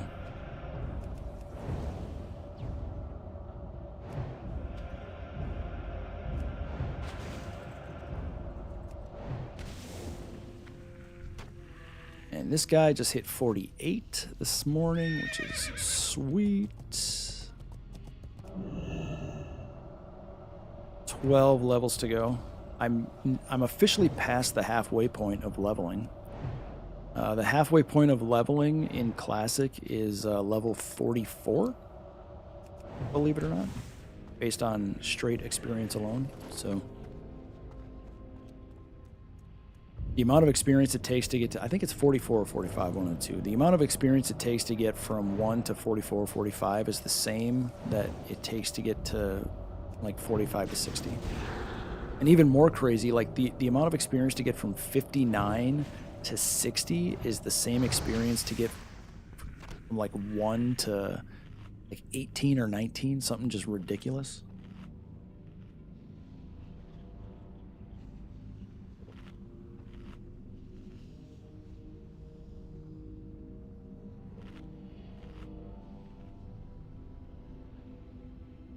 That cave is blocked off, actually.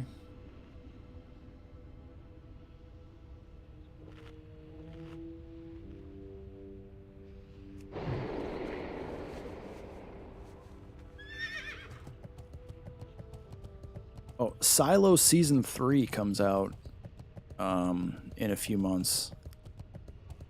If you've never watched Silo, 100% watch it. If you've never read the books, read the books.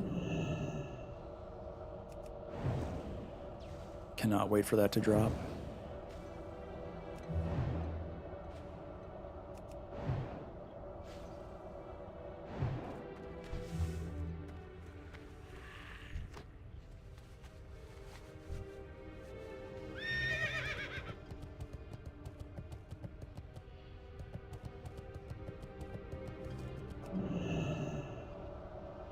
I need 8 more of these guys, and there's plenty to the north, so I will get this done as I make my way back to Thorium Point.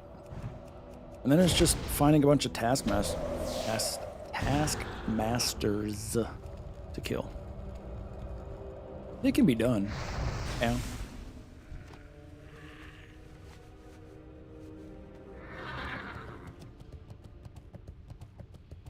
It's gonna take some patience.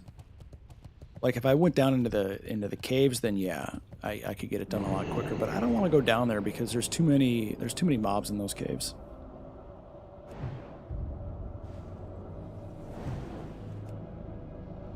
Oh, resist when he's frostbitten, which means I don't get the benefit of the crit chance. Sad.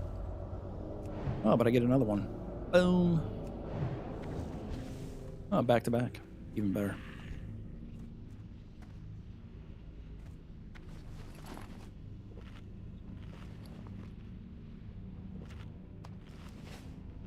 Played a little bit more Uncharted last night. I'm on 4, A Thief's End. I think I'm halfway through chapter 12, and I believe there's 22 chapters.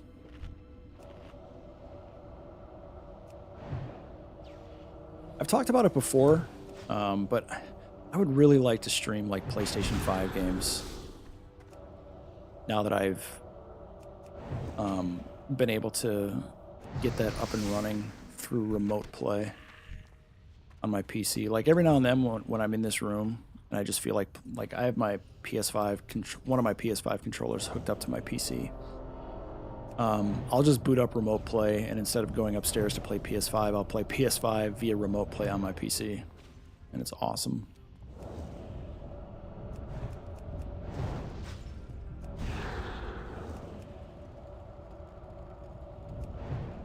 I could stream The Last of Us. The Last of Us, that is such an amazing game.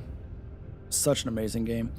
And I think this goes back to what I was talking about earlier before. Like, when I first played Uncharted and The Last of Us, because, you know, those are PS3 games, we're talking like 15 plus years ago, right? I was in that mindset where, like, yeah, I want to do this on crushing. I want to do it on the hardest, you know, hardest difficulty that they have, and just like whatever. Like the last couple of times I played The Last of Us, I did it on easy difficulty, just because I didn't want to deal with anything, and it was fine. There's still a couple of annoying parts in even The Last of Us on easy. Same thing with Uncharted, because that's just how the games are. But I did, I'm doing Uncharted right now on the Explorer difficulty. And I think The Last of Us has a similar difficulty. And what Explorer is you can still die, but it's a lot harder to die. You have a lot more ammo, and mobs die a little easier. Not a little easier, a lot easier. And I played Uncharted on Explorer for the first time, and I loved it. And the reason being is because I'm not playing the game for the first time, and I'm not playing it for a challenge. I'm literally just playing it to, like, see the story again, because it's so good and the gameplay is so fun. I might do Last of Us on Explorer difficulty, and they have it, just so I can go through the story and truly enjoy it without that annoying constantly dying because you're not reacting to one thing quick enough. You know what I mean? Like, I'm at the point now where I don't want to sit down and play a game to be annoyed for a half hour just so that I can beat a boss and say, oh, God, I beat that boss. I want to sit down with the hour and a half of time that I have and enjoy just playing and experiencing the game. So I think I'll do that with The Last of Us. Hey, look, the last 3 spiders that I need in a nice confined area just for me. Like, that's what was Game of the Year a few years ago. Elden Ring? Elden some, was it Elden Ring? Yeah, Elden Ring. Game of the Year 2022. There are There's really only one streamer that I watch, but I'll tune into others if they're playing a game that I have modicum of interest in. But the streamer I watch played Elden Ring, and that's a game that I loved watching, but I would never play it myself.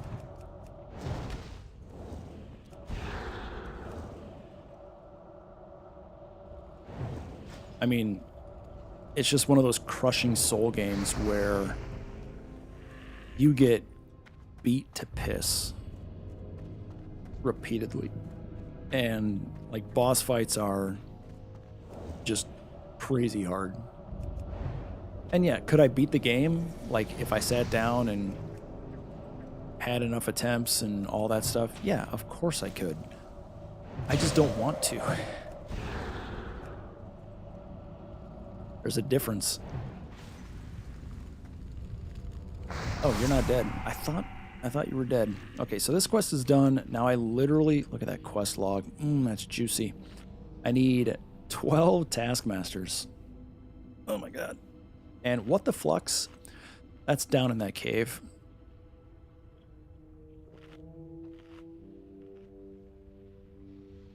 Oh, you know what? I'm getting close to being able to do the Bloodsail Buccaneer quest in the ships.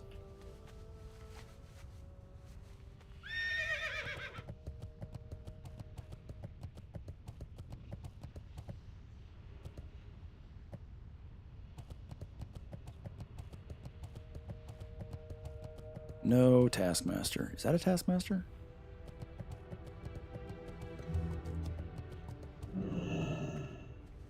Random dismount because that's stone, and apparently horses can't run on stone, only dirt. Great game design, Blizzard. All right. Taskmasters. Every time I say taskmasters, I think of that line in Ghostbusters. Actually, Ghostbusters 2. When they go to the art museum for the first time, and he's talking to the security guard. And the security guard recognizes Vakeman. He's like, "Are you Peter Vakeman?" He's like, "I am." "World of the Psychic, my second favorite TV show." And then Vakeman says, "Oh, what's your favorite?" And he's like, "Bassmasters. It's a fishing show." And Vakeman's like, "Yeah, I know Bassmasters." And he just walks away.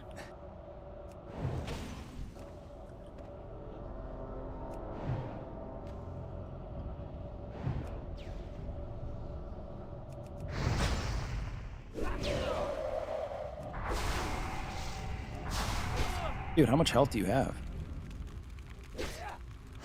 Dude, seriously?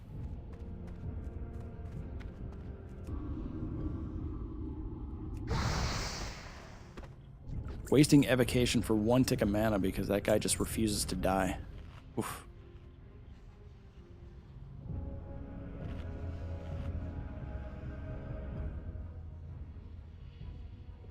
Ghostbusters 2 is an underrated movie. I love it. Janusz Poha is probably one of the... Outside the main cast, he's probably one of the best characters in Ghostbusters 1 and 2.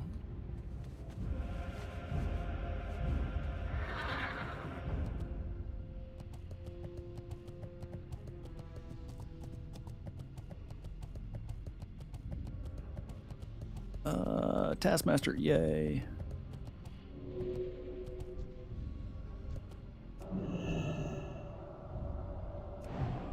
Are you gonna... Okay, thank you, War Golem, for stopping and turning around.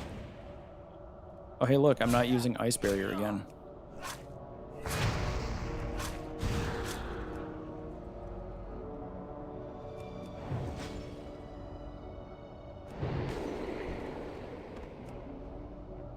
I'm gonna throw a fireball at this guy.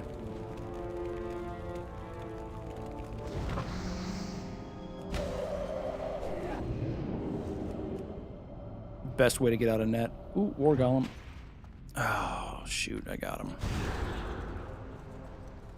Let me kill this guy. Hopefully he just needs 1 hit. Yes, sir. Goodbye.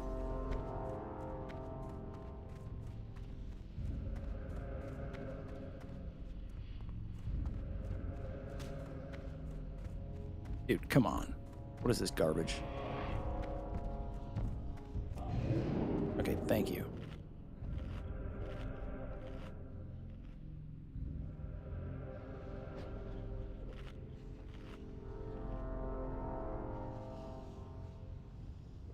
So I'm at that part in Lord of the Rings where they're in Khazad-dûm and they are going across the bridge. And if you've ever read the books, it's wildly different in the books. Like the books are, they go across, like they go down the stairs and across the bridge. In the movie, like they have this crazy sequence when like orcs show up and start shooting at them, and like the stairs start to crumble, and they have to do these crazy jumps and whatnot. Yeah, that's not in the books. Any taskmasters up there? No.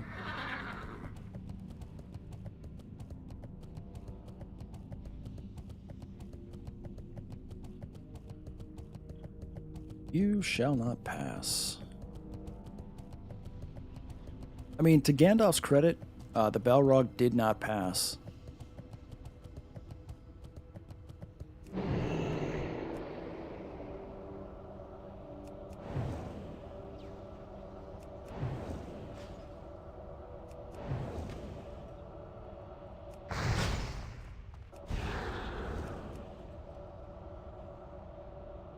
The Balrog was definitely ahead of its time.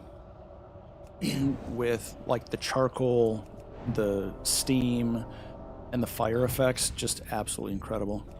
And I say ahead of its time because Lord of the Rings was what, 99? I mean, we were just on the forefront of CGI becoming mainstream in movies. And honestly, the CGI in Lord of the Rings puts Star Wars The Phantom Menace to shame. I mean, Star Wars The Phantom Menace, and I talked about this last week, I think. I mean, it's just... Like, if you ever see the behind the scenes of the making of Star Wars The Phantom Menace, it's nothing but blue screen.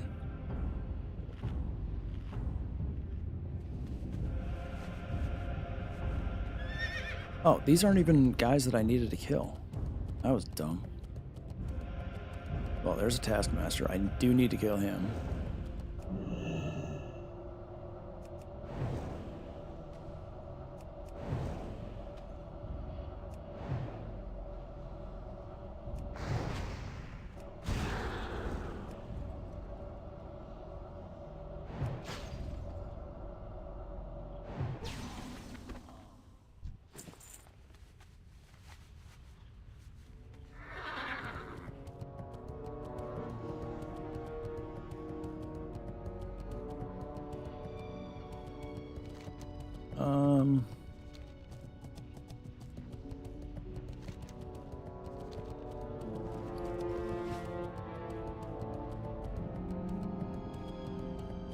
I guess these guys don't really respawn very fast, do they? I'm gonna kill this golem just to get rid of him. Or golem.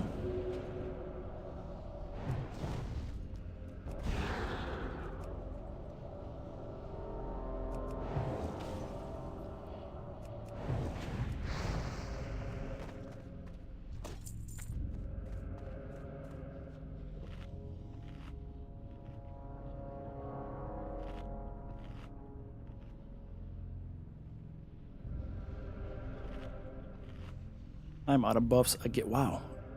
That's like what, 4 rounds of buffs? Man, time flies.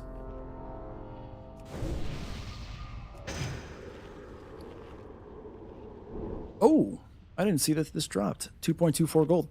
Too bad I just can't use it. Widowmaker, BOE, rare. Oh, healing potion, that's huge.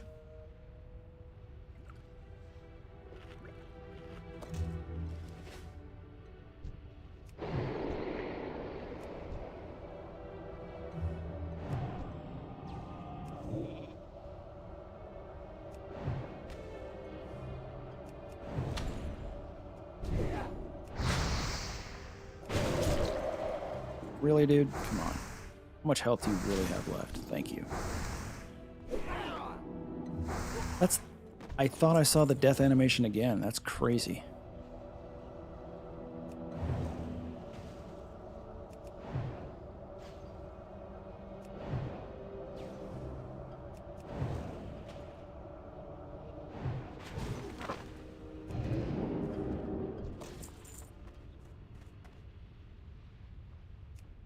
Mage weave cloth times 3. I need silk cloth times 12.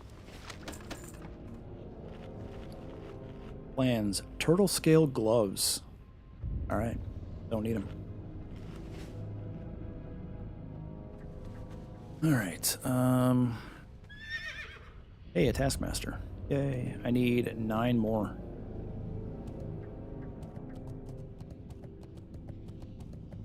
I'm probably gonna get both, aren't I?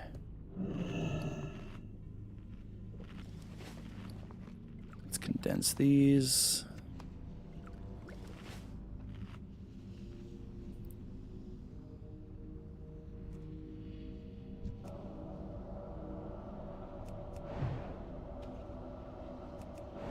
Yep, getting both.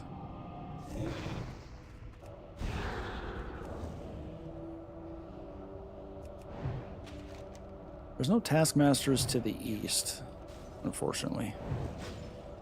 Down there, there's one. Let's fireball you.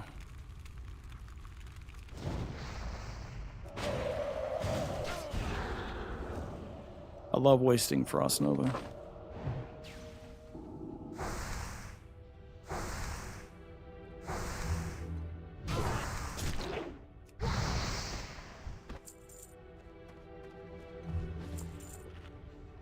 Look at that juicy quest log. At some point, I gotta do against Lord Shalzaru. Probably when I'm level 50 or 52. Because at 52, I get Ice Barrier rank 3.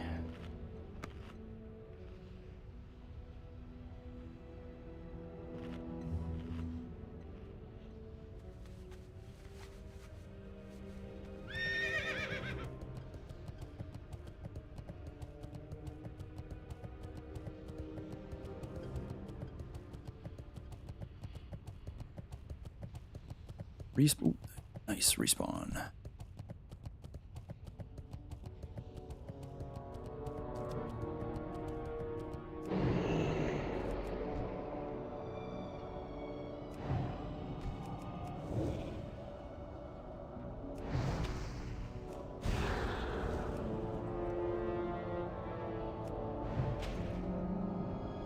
See you.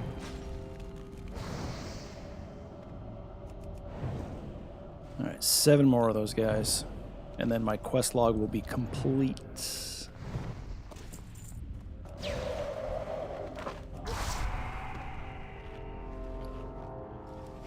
A little bit of bag space left.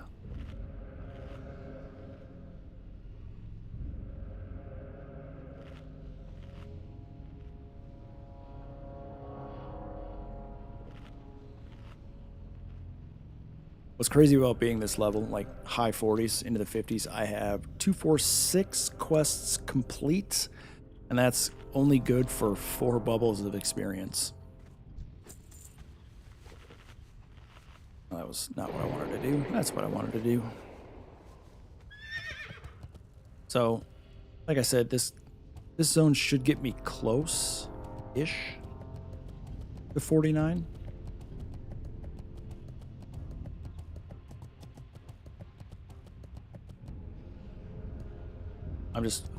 I really like questing in Western Plaguelands. Oh, man. None of those guys are taskmasters. Neither are they. That sucks.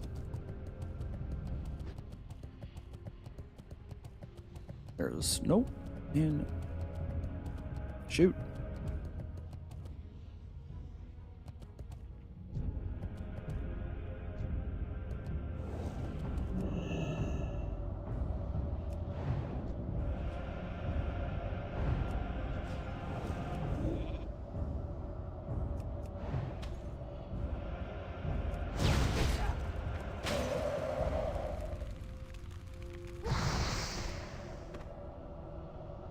I'm killing these guys in the hopes that a taskmaster respawns.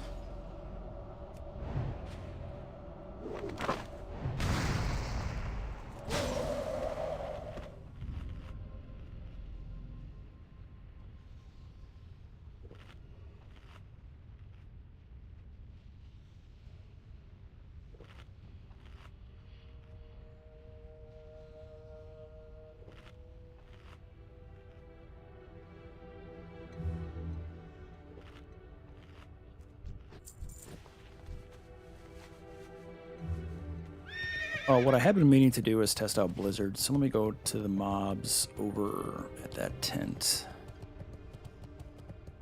and try it out.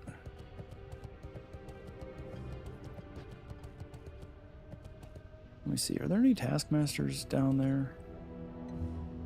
Slave worker. Here's slave worker. No. Like these two guys right here. I want to test this out.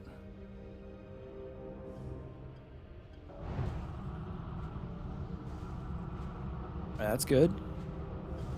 What, dude? How did you run all the way through like that? Whatever. I don't care.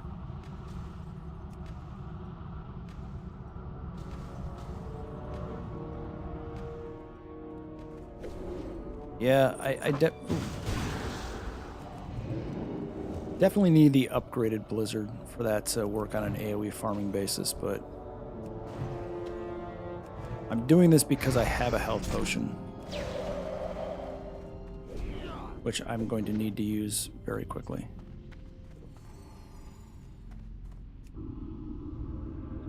But yeah, I just wanted to test out if my Blizzard is actually strong enough to do this, and it's not.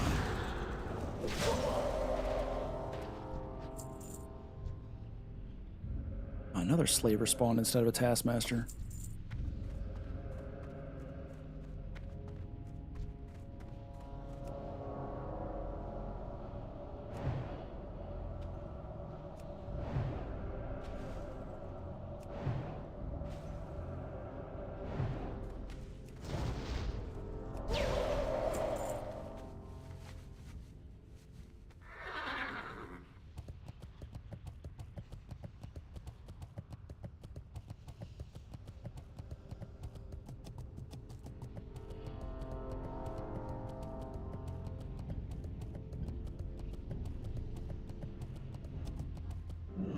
That's what I'm talking about. 2 taskmasters spawned. Finally, some good RNG.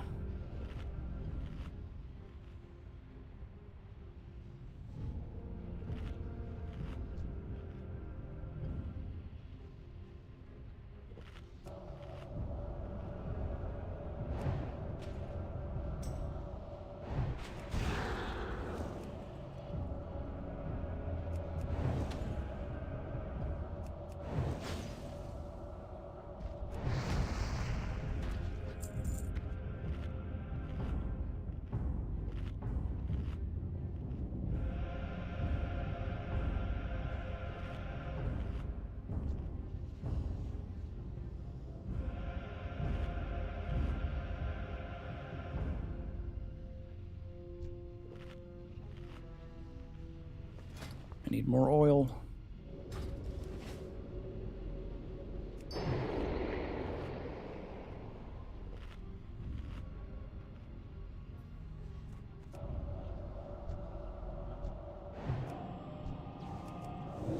Oh, nice. Frostbite at max range is one of the best feelings ever as a frost mage when you're leveling. Because you know that guy's got no chance.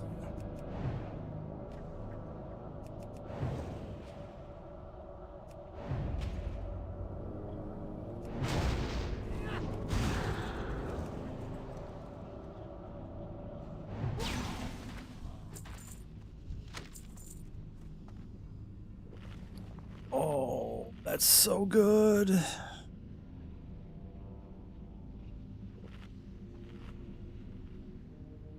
Elixir of Greater Firepower is so OP for leveling. When I was doing hardcore characters that could use the auction house, I would use Greater Firepower elixirs all the time. Ooh, Taskmaster.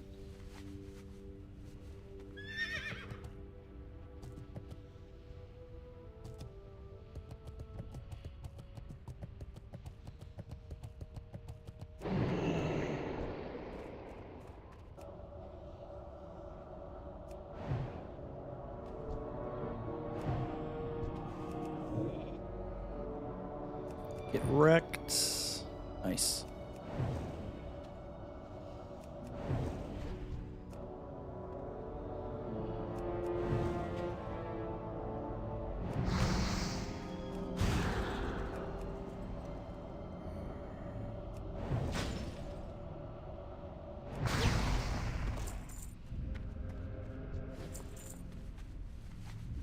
All right.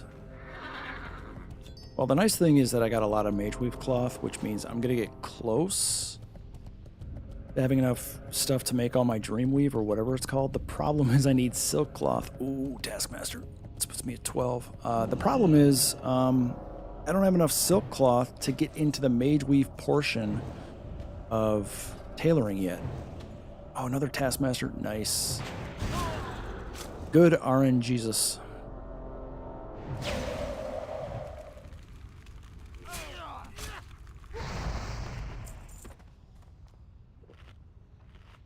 So now I only need 2 more of these things.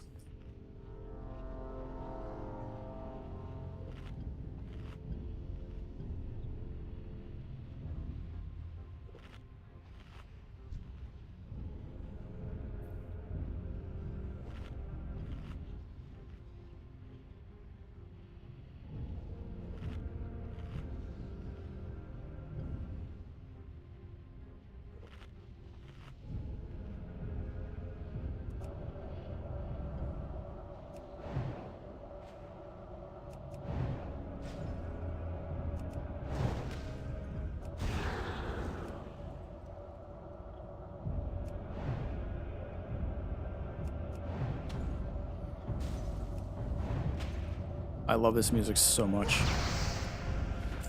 It's just that ominous, you're in dangerous territory music that I love. It builds perfectly, the crescendos are great, you know, the chorus escalates, it's just really well done.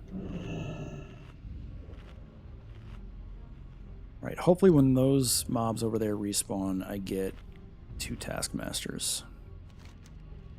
Because then this will be done. I won't be done with the zone, obviously. There's still a few things to... Oh, it just respawned. Nice. All right, 1 Taskmaster. I'll take it. Resist. That's not great.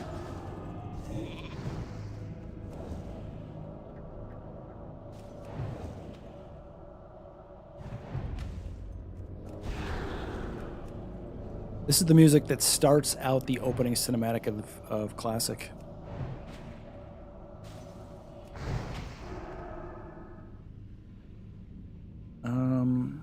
I did not realize that was still on cooldown for a minute.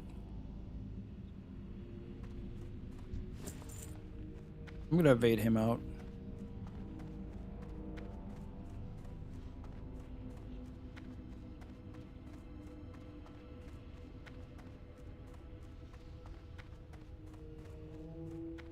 Wow, 3 hours has just screamed by. Holy crap.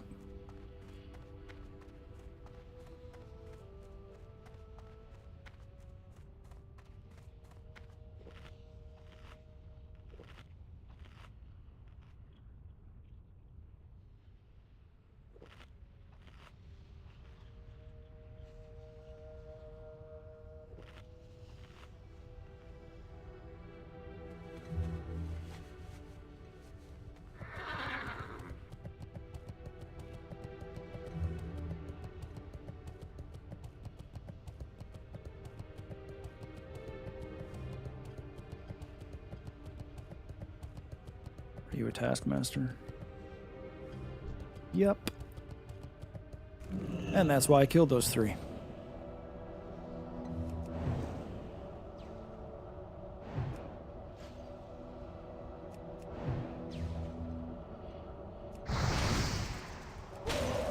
See ya. And look at that beautiful quest log. Oh, I hit a wheelbarrow. My horse doesn't know what to do. All right, we're gonna go turn all this stuff in.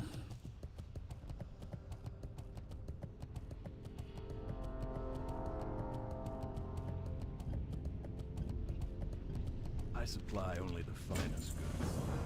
Greetings. Forging the shaft. Giggity.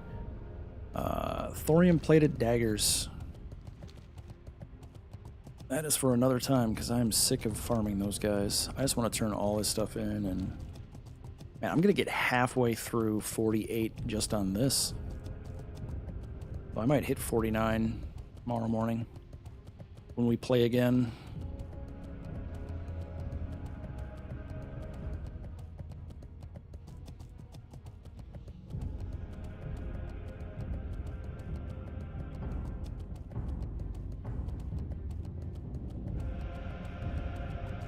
What's on your mind? What's your back? How are you? Hey, good. I want 10 intellect. That's not bad. Off with you. I'll wear those.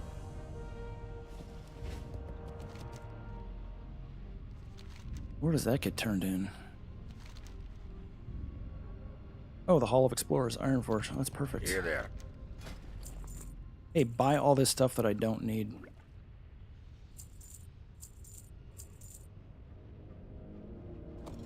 Don't need dark iron scraps. Don't need that. Don't need that. Don't need that. To Ironforge we go. 45%. I'm going to be just under 50% when we're done.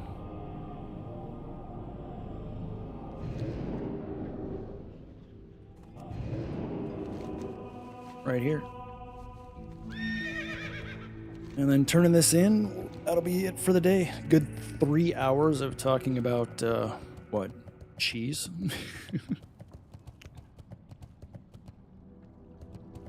Now I kind of want to go buy some cheese curds. Yeah.